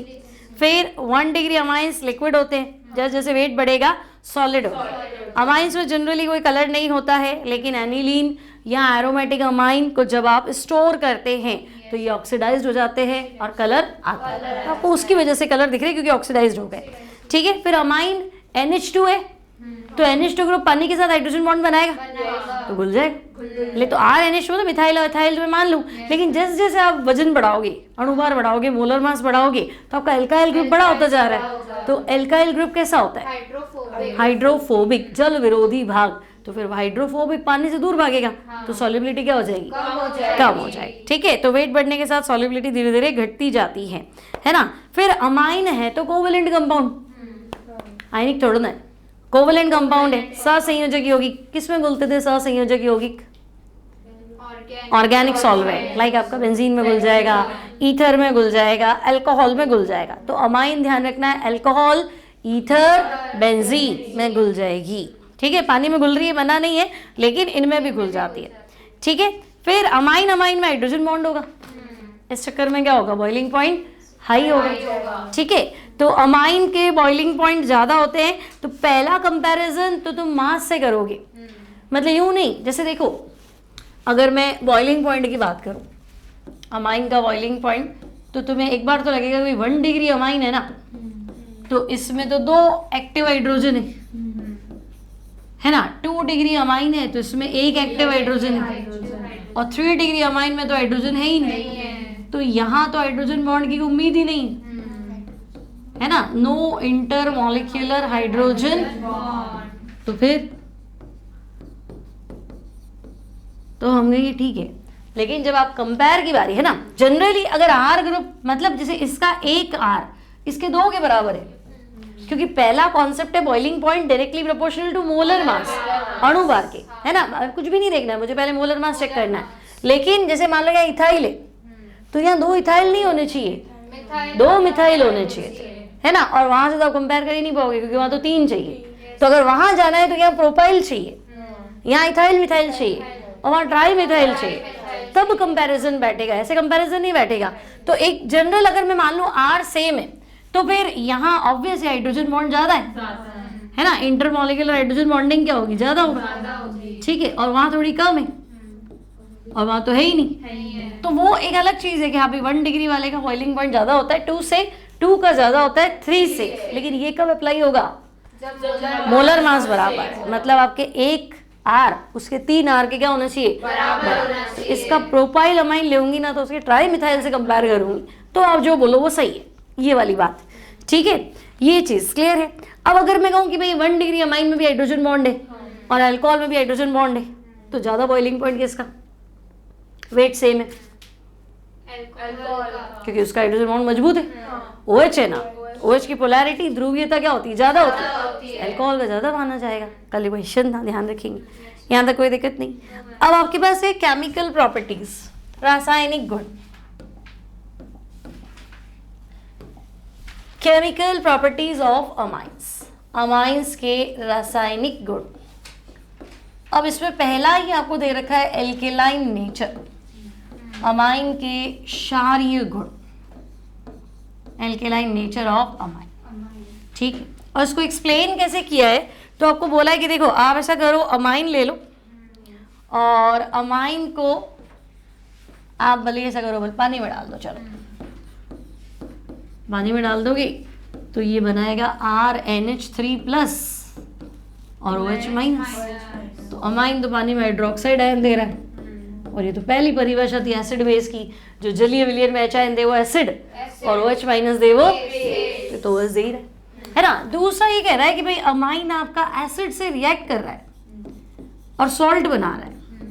सॉल्ट क्या होता है? प्लस माइनस ही तो होता है ना। तो जैसे RNH2 और HCl, तो हमारा आंसर है RNH3+ और Cl माइनस, तो ये तो सॉल्ट है ना, तो ये सॉल्ट है और ये एसिड है, इसका मतलब ये क्या हुआ? क्योंकि अम्ल की क्रिया क्षार से कराओगे तभी तो लवण बनेगा, तो सॉल्ट आप बना रहे हो, एसिड आप ले रहे हो, तो ऑब्वियस सामने वाली चीज क्या है? बेस। यहाँ तक क्लियर। अब ये कह रहा है एनिलीन, तो एनिलीन यही काम कर रहा है। आपसे कह दिया जाए एनिलीन और HCl, तो आप बताओ, ये तो और खतरनाक है। एनिलीन ले लो, HCl ले लो, है ना, तो पहले ये अपनी बेसिक नेचर शो करता है, तो ये बनाएगा एनिलीनियम आयन, ठीक है, और साथ में क्या हो गया, क्लोराइड, ये इस तरह से। तो हम कहेंगे ये एनिलीनियम क्लोराइड यानी एक तरह से सॉल्ट है, यानी एनिलीन भी क्या है, बेस, एसिड से रिएक्ट कर रहा है, ठीक है। अब ये कह रहा है अच्छा, अब अगर आप इसको बेस ही मान रहे हो तो आपके पास फिर 3 अमाइन है, 1 डिग्री, 2 डिग्री और 3 डिग्री, कंपेयर करना पड़ेगा। अब OH आयन देता है वो तो ठीक है, स्ट्रॉन्ग कौन है, वीक कौन है, तो बेसिक स्ट्रेंथ हो तो हम अपना आंसर Kb से बताते हैं, है ना, एसिडिक हो तो Ka से बताते हैं, ऐसे, ठीक है। तो हम कहेंगे देखो कुल मिला के अगर आपको पूछे कि भाई आप अमाइन की रिएक्शन इसकी बेसिक स्ट्रेंथ में कंपेयर करो, तो आपको दे दिया अमाइन प्लस आपको दे दिया वाटर, तो हम कहेंगे ये कुछ ऐसा है, RNH3 प्लस और OH माइनस, ठीक है। अब ये रिवर्सिबल इक्वेशन है, उत्क्रमणीय अभिक्रिया।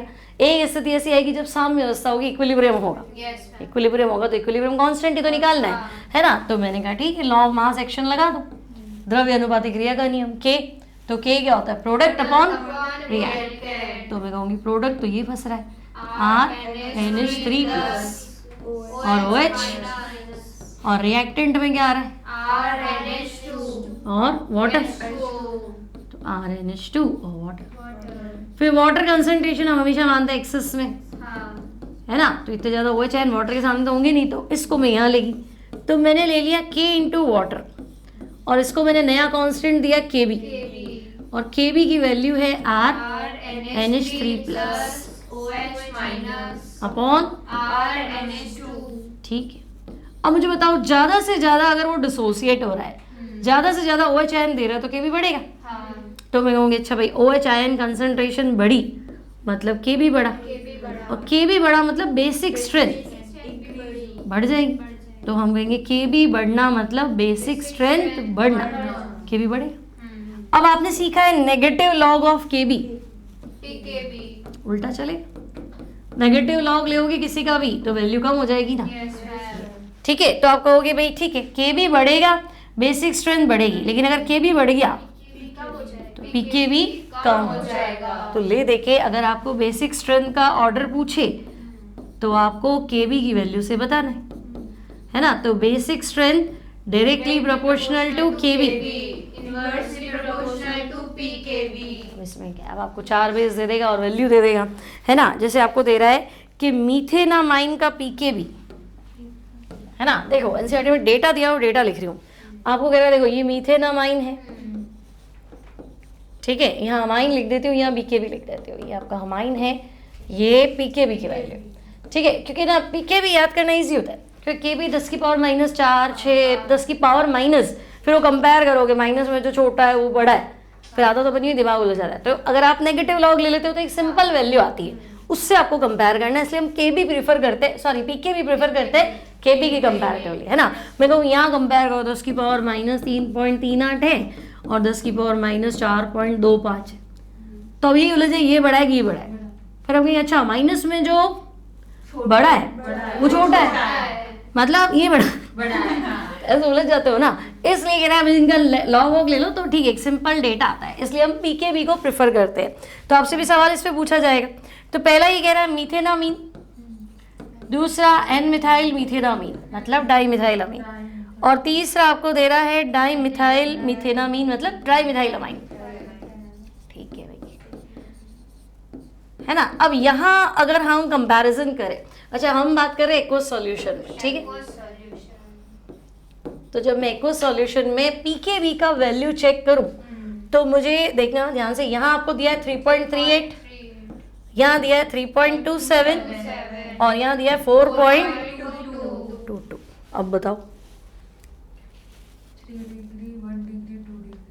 सबसे ज्यादा Pkb किसका है, 3 डिग्री का, तो ये मोस्ट बेसिक है कि लीस्ट बेसिक है ना। तो वैल्यू से तो लग रहा है मीथेनामाइन 1 डिग्री ज्यादा बेटर है 2 डिग्री, और वो ज़्यादा बेटर है 3 डिग्री, ठीक है, ये तो इसका डेटा से बोल रहा है। और अमोनिया का Pkb 4.75 लगभग है,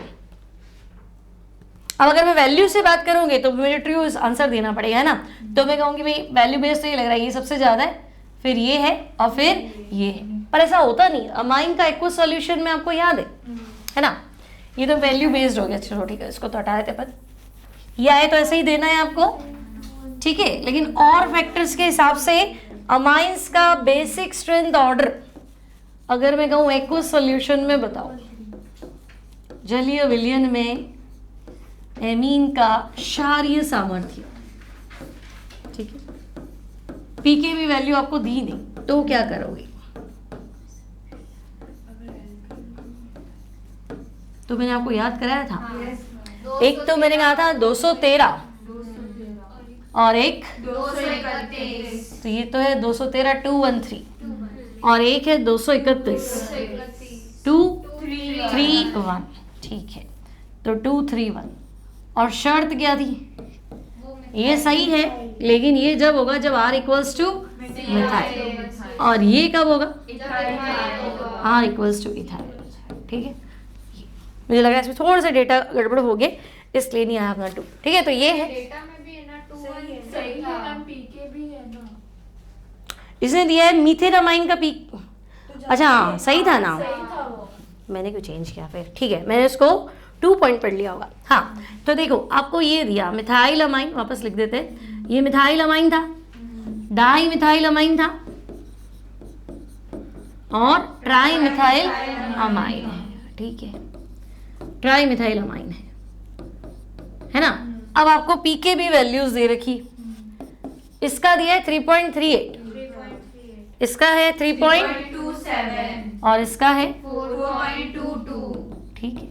तो पीके भी मैक्सिमम मतलब लीस्ट बेसिक, तो ये तो लीस्ट हो गया, है ना, लीस्ट बेसिक न्यूनतम क्षारीय, ठीक है। और पीके भी मिनिमम, मोस्ट बेसिक, हाँ तो ये थोड़ा पीके भी मिनिमम तो इसका है ना, तो पीके भी मिनिमम मतलब ये मोस्ट बेसिक, ठीक है। तो ये अधिकतम क्षारीय और वो बीच में रुक गया। तो फिर डेटा के अकॉर्डिंग जब हमने स्टडी किया तो हमारा आंसर ये, 213, ठीक है। और इथाइल के केस में भी इसने दिया है कि अगर देखो इथाइल अमाइन का 3.29, एन इथाइल का 3 और 3 डिग्री वाले का 3.25, तो न्यूनतम तो 3 है, फिर 3 है 3.25 3 डिग्री और फिर क्या है 1 डिग्री, ठीक है ना। तो डेटा बेस्ड आपका आंसर ये है 213 231, क्लियर है, यहाँ तक कोई दिक्कत नहीं। अब ये तो बात हुई एक्वस सॉल्यूशन की। आपसे एक सिंपल पूछा जाए कि एक्वस सॉल्यूशन नहीं है, आप तो गैसियस स्टेट में अमाइन का बेसिक स्ट्रेंथ का ऑर्डर बताओ। गैसीय अवस्था में एमीन का क्षारीय सामर्थ्य,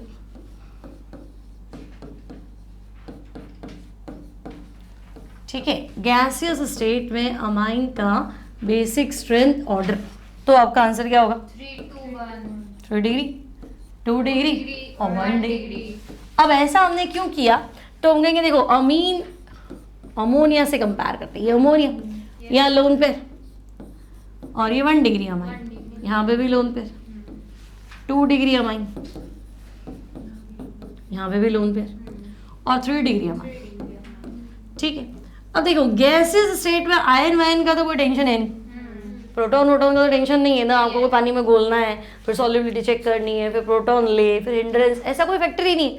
गैसेस स्टेट में हम ऐसे कंसिडर करते हैं कि भाई देखो नाइट्रोजन पे लोन पेयर है, ये दान करने जा रहा है, ठीक है। तो जो लोन पेयर डोनेट कर सकता है वो लुइस के अकॉर्डिंग क्या होता है? ये लुइस क्षार, तो हम कहेंगे तो सभी है, लोन पेयर सब लेके बैठे। फिर हम कहेंगे नहीं ये एल्काइल ग्रुप है, इसका इफेक्ट कौन सा है? प्लस है, भाई ये तो ईडीजी है ना, इलेक्ट्रॉन दान करने वाला समूह, डोनेटिंग ग्रुप, तो ये इसको सपोर्ट करेगा, भाई ठीक है तो अच्छा काम करने जा रहा है, मेरी तरफ से भी तेरे को आशीर्वाद है, ले जा, है ना। तो ये कहेगा फिर ऐसे आशीर्वाद देने वाले यहाँ 2 बैठे, ठीक है, और ये क्या कहेगा 3 बैठे, तो आपके यहाँ कोई समस्या नहीं है ना, बाकी आपकी कोई प्रॉब्लम ही नहीं है, क्योंकि आप गैसियस स्टेट में हो, सब दूर दूर ही हो, तो बाकी सारी समस्याएं दूर। तो हम कहेंगे फिर तो सबसे बढ़िया 3 हुआ, फिर 2 हुआ, फिर 1 हुआ और फिर अमोनिया, ठीक है। लेकिन ये के भी है और पी के भी है, तो इक्विलिब्रियम आएगा, तो इक्विलिब्रियम तो विलियन में आएगा ना, पानी में लाओगे ना, पी के भी कैसे निकालोगे? बेस डिसोसिएशन कांस्टेंट, डिसोसिएट होना मतलब आयन देना, आयन तो पानी में देगा। तो जब आप जलीय विलयन की बात करोगे तो आपको याद रखना पड़ेगा भाई 213 और 231, है ना। 213 मतलब आर आपका मिथाइल और 231 मतलब इथाइल। अब ये कह रहा है क्यों, ये समस्याएं क्यों आई?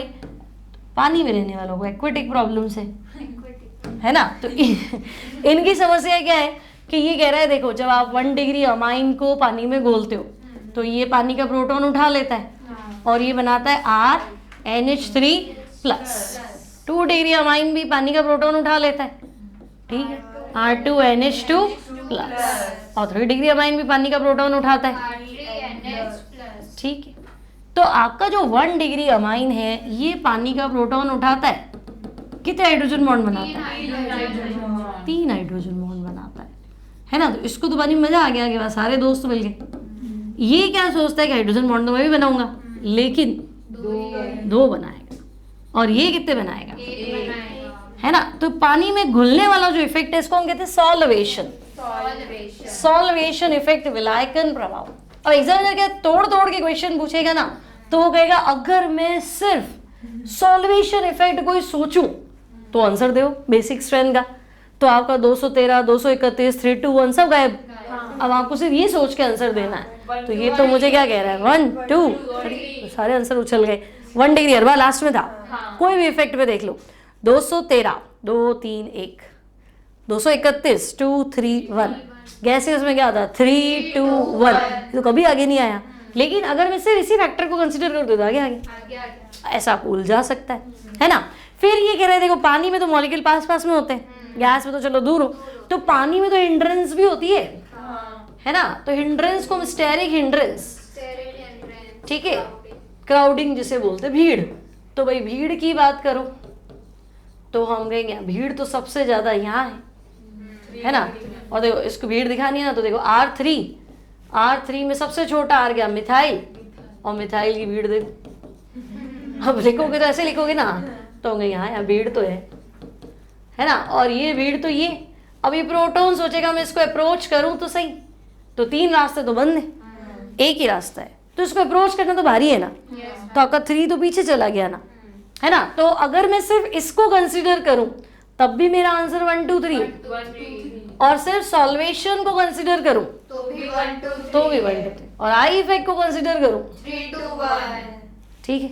तो होता है ना 2 बिल्लियों की लड़ाई में बंदर जीत जाता है। तो आप एक बार तो 1 डिग्री को सपोर्ट कर रहे हो, और आई इफेक्ट किसको सपोर्ट करता है 3 डिग्री। और जब वाकई में डेटा देखा तो ना तो 1 है ना 3 है, 2 है। तो 2 तो हमेशा ही आगे आएगा ऐसे, तो 2 कहेगा तुम लड़ते रहो मैं आगे हूँ, ठीक है। तो सिर्फ प्लस आई प्रभाव सोचा जाए तो हमारा आंसर 3, 2, 1। तो ना तो 3 को आगे आने का मौका मिला है ना 1 पानी के अंदर, है ना। कौन आगे आएगा 2 आगे, मिथाइल होथाइल कोई फर्क नहीं पड़ रहा। क्लियर है ये। तो ये आपको दिया इसने बेसिक स्ट्रेंथ का ऑर्डर, क्लियर। अब एनिलीन को क्या परेशानी थी? एनिलीन तो लोन पेयर डोनेट कर ही सकता था, है ना। तो हम कहेंगे वो लोन पेयर बाहर डोनेट करे, तो घर में भी तो यूज हो रहा है ना, घर में यूज हो रहा है, मतलब मीजोमैरिक प्रभाव। देखो एनिलीन में नाइट्रोजन पे लोन पेयर है, अवेलेबल कहाँ है? ये लोन पेयर इधर और इसको इधर शिफ्ट कर दूं तो आप कहोगे भाई यहाँ तो रेजोनेंस दिख रहा है ना। ये आपका नेगेटिव और ये दोनों, और ये NH2+, उल्टा एनिलीन हमें थोड़ा गड़बड़ दिख रहा है मामला, प्लस घूम रहा है ना। और ऐसे आगे बढ़े तो ये इधर, ठीक है। तो हम कहेंगे ये वापस ये डबल डबल, ये नेगेटिव, ये डबल बॉन्ड NH2, ये ऐसा है। तो एनिलीन में नाइट्रोजन का लोन पेयर शेयर हो गया किसके साथ? बेंजीन रिंग के साथ, बेंजीन वलय के साथ नाइट्रोजन एटम का इलेक्ट्रॉन युग्म सहभाजित हो जाता है, शेयर हो जाता है। मतलब अवेलेबिलिटी तो नहीं है ना, है ना। तो नाइट्रोजन पर लोन पेयर अवेलेबल नहीं है, तो अब कोई चीज है ही नहीं, तो दान कैसे करें? काम आ रही है ना। तो बेसिक नेचर क्या हो जाएगी? कम। तो आपसे पूछेगा why aniline is less basic, तो आपको आंसर बताना है भाई इसकी क्षारीय प्रवृत्ति कम है क्योंकि इसमें क्या है? रेजोनेंस। क्लियर है, यहाँ तक कोई दिक्कत नहीं। तो एरोमेटिक अमीन और अमोनिया पूछे तो ये, तो मतलब आप कह रहे हो एनिलीन कम बेसिक है, तो पीके भी ज्यादा है कि कम है? ज्यादा है। पीके भी है ना, तो आपको दिया एनिलीन का पीके भी बहुत ज्यादा हाई है, तो हाई है तो रीजन दिख रहा है। अब एक चीज ध्यान रखना, ये है एनिलीन का रेजोनेंस, सही। एक बार बोर्ड एग्जाम्स में क्वेश्चन था एनिलीनियम आयन की कैलकुलेटिंग स्ट्रक्चर बताओ, कैलकुलेट स्ट्रक्चर, ठीक है। देखो एनिलीन में रेजोनेंस है, एनिलीनियम में थोड़ा ना है। मान लो प्रोटॉन ले लिया, आपने कहा कम अवेलेबल है, लीस्ट बेसिक, मना थोड़ने के प्रोटॉन लेने से, प्रवृत्ति कम है पर लेंगे तो सही ना, ठीक है। तो ये एनिलीनियम आयन है। अब बताओ इसमें रेजोनेंस कैसे दिखाऊं, लोन पेयर तो है नहीं, तो घूमेगा नहीं। तो यहाँ बच्चा उलझ गया था कि एनिलीनियम आयन में अनुनाद कैसे दिखाऊं, तो इसका नहीं है, बेंजीन का तो है ना, बेंजीन का तो घूमता है। तो बेंजीन के जो ये बॉन्ड्स अंदर घूमते हैं, अपन बनाते ना एक लेफ्ट दो राइट या दो राइट एक लेफ्ट, इनको क्या बोलते हैं? Calculate structure. ये सवाल एक बार फंस चुका है, तो यहाँ बच्चे उलझ जाते कि एनिलीन में रेजोनेंस कैसे बनाए, तो बनाना था, किसका बनाना था? बेंजीन का।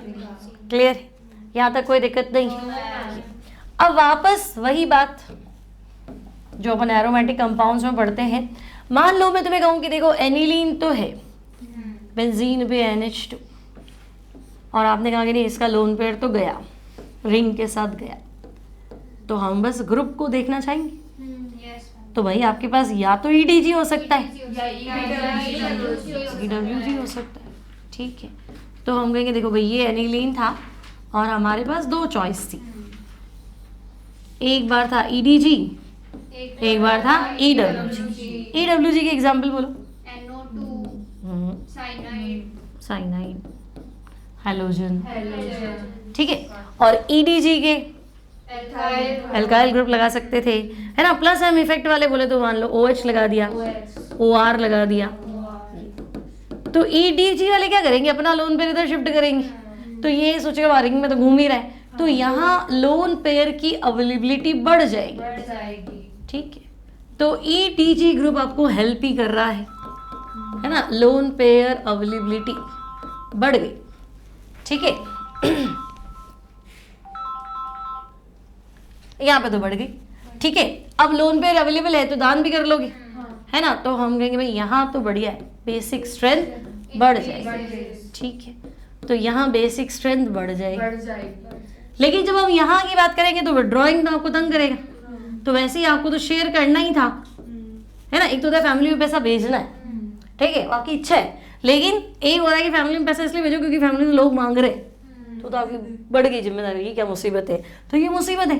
तो इनकी वजह से लोन पेयर अवेलेबिलिटी क्या होगी, और कम होगी, तो इनके चक्कर में बेसिक स्ट्रेंथ डिक्रीज हो जाती है, है ना। यहाँ आपको भेजना तो था ही, पर आपने कहा एक और मेंबर कमा रहा है, तो तुमको ठीक है एक दो दिन नहीं भी भेजा तो चल जाएगा ना, तो यहाँ दो बार चल जाएगा, तो बेसिक स्ट्रेंथ ज्यादा, तो एनिलीन बीच में, EDG वाला ज्यादा और EWG वाला कम। सेम चीज फिनॉल में भी तो पड़ी थी, है ना, ये वहाँ एसिडिक स्ट्रेंथ थी, ठीक है। ये चलो यहाँ तक क्लियर है। इसके बाद में आपको दी है केमिकल रिएक्शंस, रासायनिक अभिक्रियाएं, केमिकल रिएक्शंस। अब देखो रिएक्शंस में कुछ तो बिल्कुल ही सिंपल है। पहला आपको दिया इसने एल्काइलेशन, एल्कीलीकरण, तो ये तो हमने शुरू में पढ़ी थी, वही तो है। आपको पहले हमने क्या किया था, हेलो एल्केन की थी ना, ये कह रहा है ऐसा करो अमाइंस ले लो, अमाइंस की रिएक्शन हेलो एल्केन से कर दो, क्या ही दिक्कत है, क्या हो जाएगा, HX बाहर जाएगा, तो पहले क्या बनेगा 2 डिग्री अमाइन, ठीक है, और फिर 3 डिग्री अमाइन, और फिर क्वाटरनरी सॉल्ट, है ना। तो आपको लिखना है चतुष्क अमोनियम लवण, ये हम पहले पढ़ चुके, इसलिए हम इसको ऐसे लिख रहे हैं, ठीक है। ये तो सिंपल है, कोई डाउट नहीं यहाँ तक तो क्लियर। अब सेकंड है एसिटाइलेशन, एसिटाइलीकरण, ठीक है। अब देखो अगर इसको सिंपल तरीके से पढ़ना है तो एसिटाइलेशन मतलब एसिटाइल क्लोराइड से रिएक्शन कराओ, तो मैं ले लिया एसिटाइल क्लोराइड, है ना, और रिएक्शन किसी कराओ अमाइन की, तो एक्टिव हाइड्रोजन को हाइलाइट कर लेते हैं, ठीक है। और HCl नजर आ रहा है निकलता हुआ, तो मैं pyridine ले लेती हूँ, ये लो HCl गया, क्या बना, अमाइड बन रहा है। और एन के साथ क्या जोड़ रखा है तुमने, मिथाइल। तो मुझे लग रहा है एसिटामाइड तो बन रहा है, 2 कार्बन वाला अमाइड एसिटामाइड, और एन के साथ क्या जोड़ रखा है, मिथाइल। तो इसका नाम है एन मिथाइल एसिटामाइड। ठीक है, तो नहीं ओके भाई, ये तो सिंपल रिएक्शन है, एन मिथाइल एसिटामाइड। अब ये क्या कह रहा है कि इसका मैकेनिज्म आपको दे रखा है। ठीक है, तो देखो मिथाइल अमाइन, तो नाइट्रोजन पे लोन पेयर है, तो ये तो न्यूक्लियोफाइल है, इलेक्ट्रोफाइल तो नहीं है कम से कम। और एसिटाइल क्लोराइड है ना, यहाँ का इलेक्ट्रोफिलिक सेंटर कौन सा है, सी डबल बॉन्ड ओ पे तोड़ दूं, तो ये नेगेटिव ये पॉजिटिव, तो ये लोन पे इसको डोनेट करने पहुंच जाएगा। अब इनका कनेक्शन दिखा दो, है ना। देखो क्या करूं मैं, CH3 C, O तो हो गया नेगेटिव, और यहाँ ऊपर क्या है CH। अब ये C प्लस है, नाइट्रोजन अपना लोन पेयर इसको डोनेट करेगा। ठीक है, इस नाइट्रोजन पे HH और क्या लगा रखा है हमने, CH3। ठीक है, क्या ही दिक्कत है ना, यहाँ तक तो पहुंच गए। अब क्या करें, है ना, अब क्या करें, देखो ये बॉन्ड वापस इधर आएगा, इधर कब आएगा, जब कार्बन प्लस होगा। कार्बन प्लस कब होगा, जब Cl माइनस होगा। और वैसे देखा ये नाइट्रोजन प्लस है, 4 वैलेंसी है ना, तो ये Cl माइनस इस H को लेके उड़ जाएगा, तो ये HCl गायब, तो वहीं तो पहुंच गए। देखो CH3 C double bond O NH CH, N methyl acetamide. आगे बात समझ में, ठीक है। तो यहाँ एसिड निकल रहा है, तो आप यहाँ कोई भी बेस ले सकते हैं। अब सेम रिएक्शन आपको 2 डिग्री अमाइन देगा क्या, तो वापस ले लेते हैं। देखो एसिटाइल क्लोराइड ले लो, CH3 C double bond O CH, तो होंगे यहाँ एक्टिव हाइड्रोजन तो 2 डिग्री अमाइन में भी है। मान लो डाई मिथाइल अमाइन, क्या बाहर जा रहा है, HCl, तो मैंने कोई बेस ले लिया। बोलो क्या करो, HCl बाहर निकाल दे। तो अब आंसर बताओ, C double bond O N CH3 CH, क्या नाम,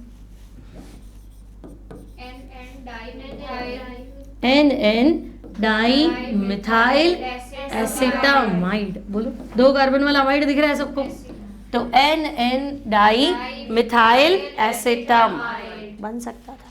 क्लियर। अब ये कह रहा है, मान लो आपसे पूछ लिया एनिलीन की रिएक्शन एसिटिक एनहाइड्रेट से कराओ, तो ठीक मैंने लिख दिया एनिलीन। एसिटिक एनहाइड्रेट सिखाया तुम्हें कैसे लिखना है, CH3CO लेफ्ट और CH3CO राइट, और बीच में अब ऑक्सीजन वाली साइड नेगेटिव है और नहीं है तो पॉजिटिव। तो अब तुम क्या कर लोगे, तुम्हारे पास एक्टिव हाइड्रोजन है ना, तुम एसिटिक एसिड बाहर निकाल दो। तो जैसे ही मैं एसिटिक एसिड बाहर निकाल दूं तो एसिटाइल ग्रुप कनेक्ट हो गया।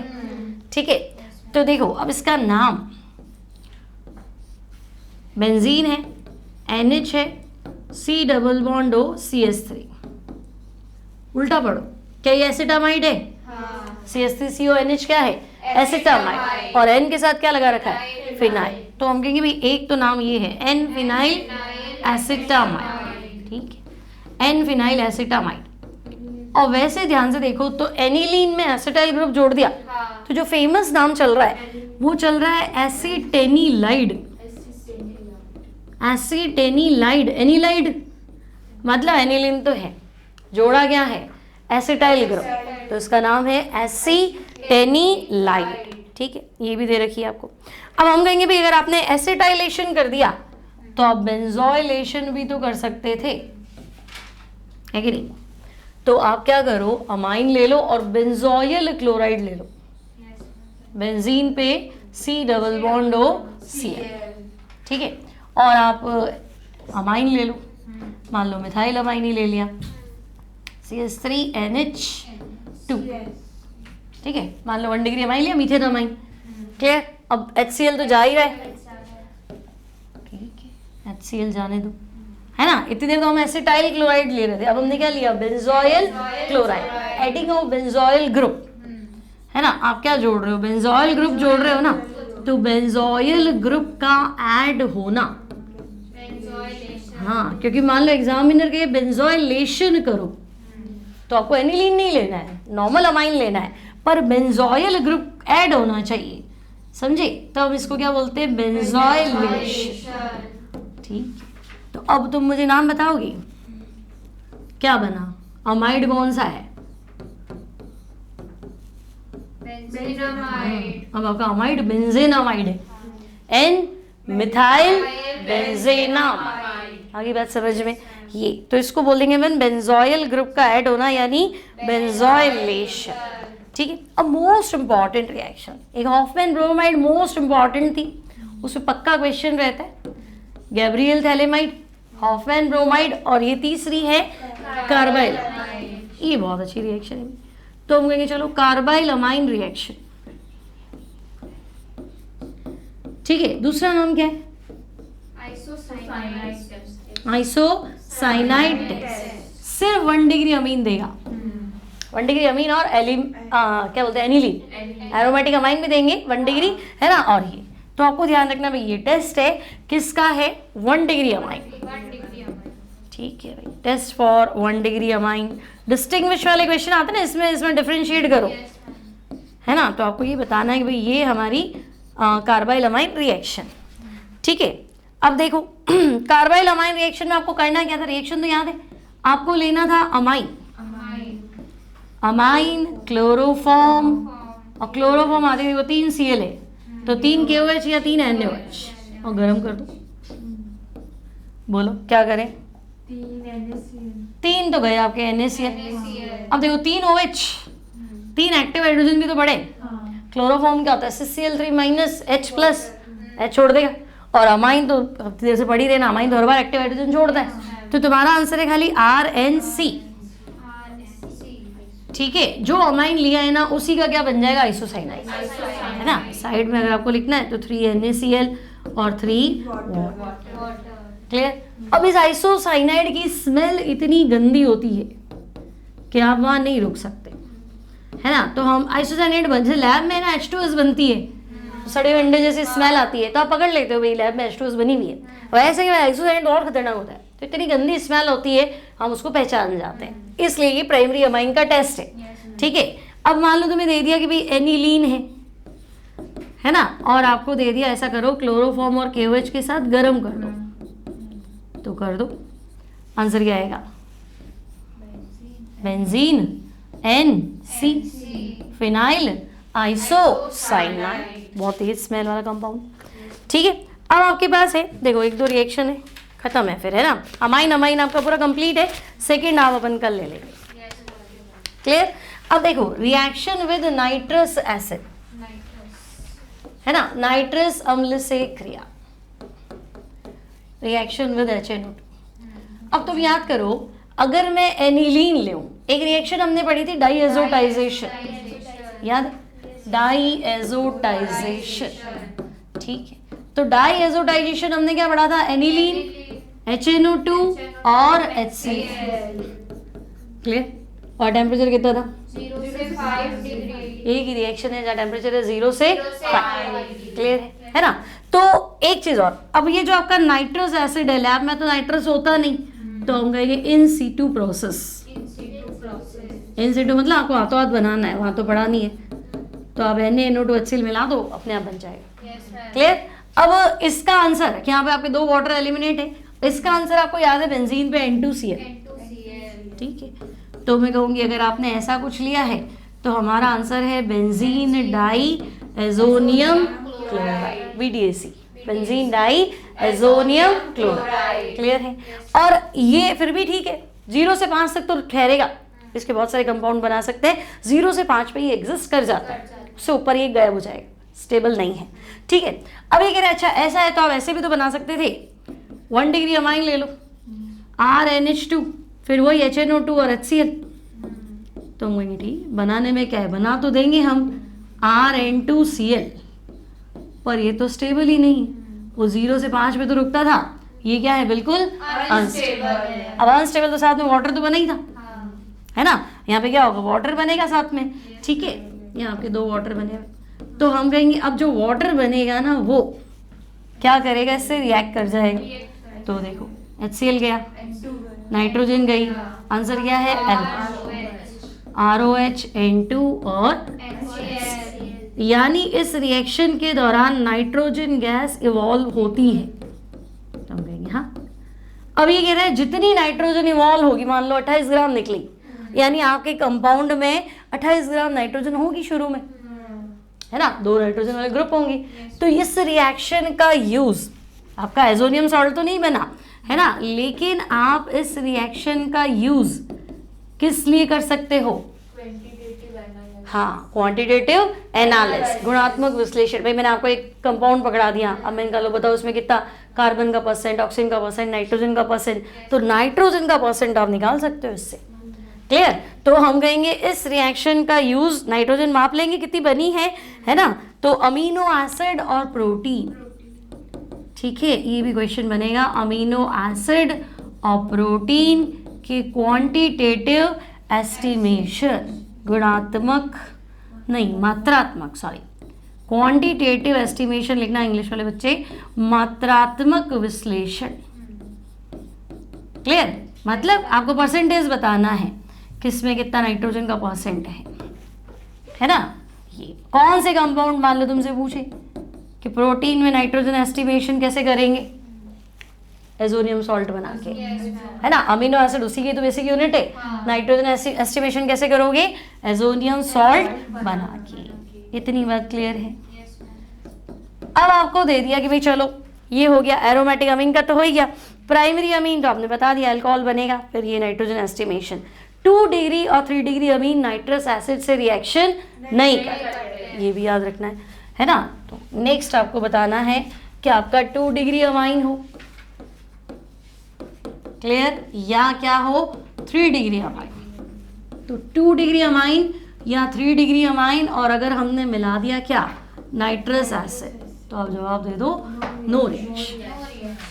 क्लियर? देखो लाइन टू लाइन एनसीईआरटी है, अगर आप नीट की प्रिपरेशन कर रहे हो तो लाइन टू लाइन पूरी बुक पढ़नी जरूरी है ना, और आपने कुछ भी नहीं छोड़ा है, सब चीजें अपन ने पढ़ी हैं। क्लियर? तो इससे बेस्ट आपकी तैयारी नहीं होगी, आपने एक रिएक्शन लिखी है, पढ़ी है ना। चलो यहाँ तक क्लियर है। अब आपको कहा गया कि 1 डिग्री, 2 डिग्री और 3 डिग्री अमाइन में डिस्टिंग्विश करो, है ना। आपको 3 अलग अलग टेस्ट ट्यूब में दे दिए, लो पहचानो। तो ओके, 3 अलग अलग सेट है हमारे पास। तो देखो हम लेंगे हिंसबर्ग रिएजेंट, क्या फॉर्मूला, आपको बताना है benzene sulphonyl chloride, benzene sulphonyl chloride को हम कहते हैं हिंसबर्ग रिएजेंट। ठीक है भाई, बेंजीन सल्फोनिल क्लोराइड यानी बेंजीन पे SO2Cl। ठीक, अब करना क्या था, तो आप ले 1 डिग्री अमीन RnH2, रिएक्शन कराओ हिंसबर्ग रिएजेंट से, होगा क्या, तो HCl चला गया। अभी भी हमारा जो कंपाउंड बना है उसमें एक एक्टिव हाइड्रोजन है, एन एल्काइल बेंजीन सल्फोनेमाइड। तो अगर एक एक्टिव हाइड्रोजन है तो इसको मैं NaOH में घोल दूं तो ये घुल जाएगा, है ना, सॉल्यूबल इन NaOH। नाम है इसका एन एल्काइल बेंजीन सल्फोनेमाइड। ठीक है, तो ऐसा तो हम 2 डिग्री अमाइन में भी कर सकते थे।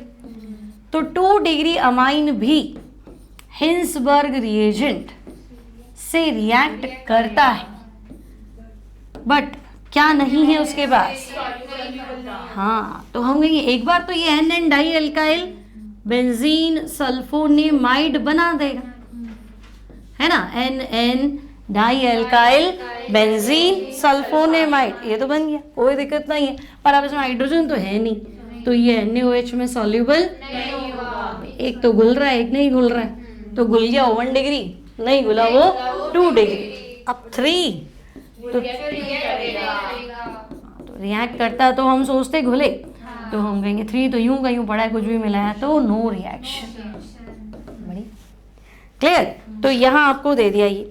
अब इसमें और चीज देखो, सल्फोनेमाइड की नाइट्रोजन से जुड़ी हाइड्रोजन प्रबल इलेक्ट्रॉन खींचने वाले सल्फोनिल समूह, भाई SO2 ग्रुप क्या है, ड्रॉइंग है ना, तो ये हाइड्रोजन क्या हो गया, और ज़्यादा क्या हो गया, इसको बाहर निकलने की आज़ादी मिल गई।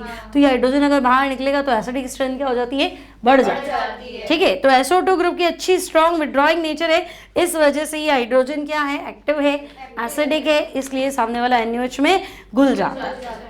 क्लियर, 2 वाला हो ही गया, 3 वाला हो ही गया।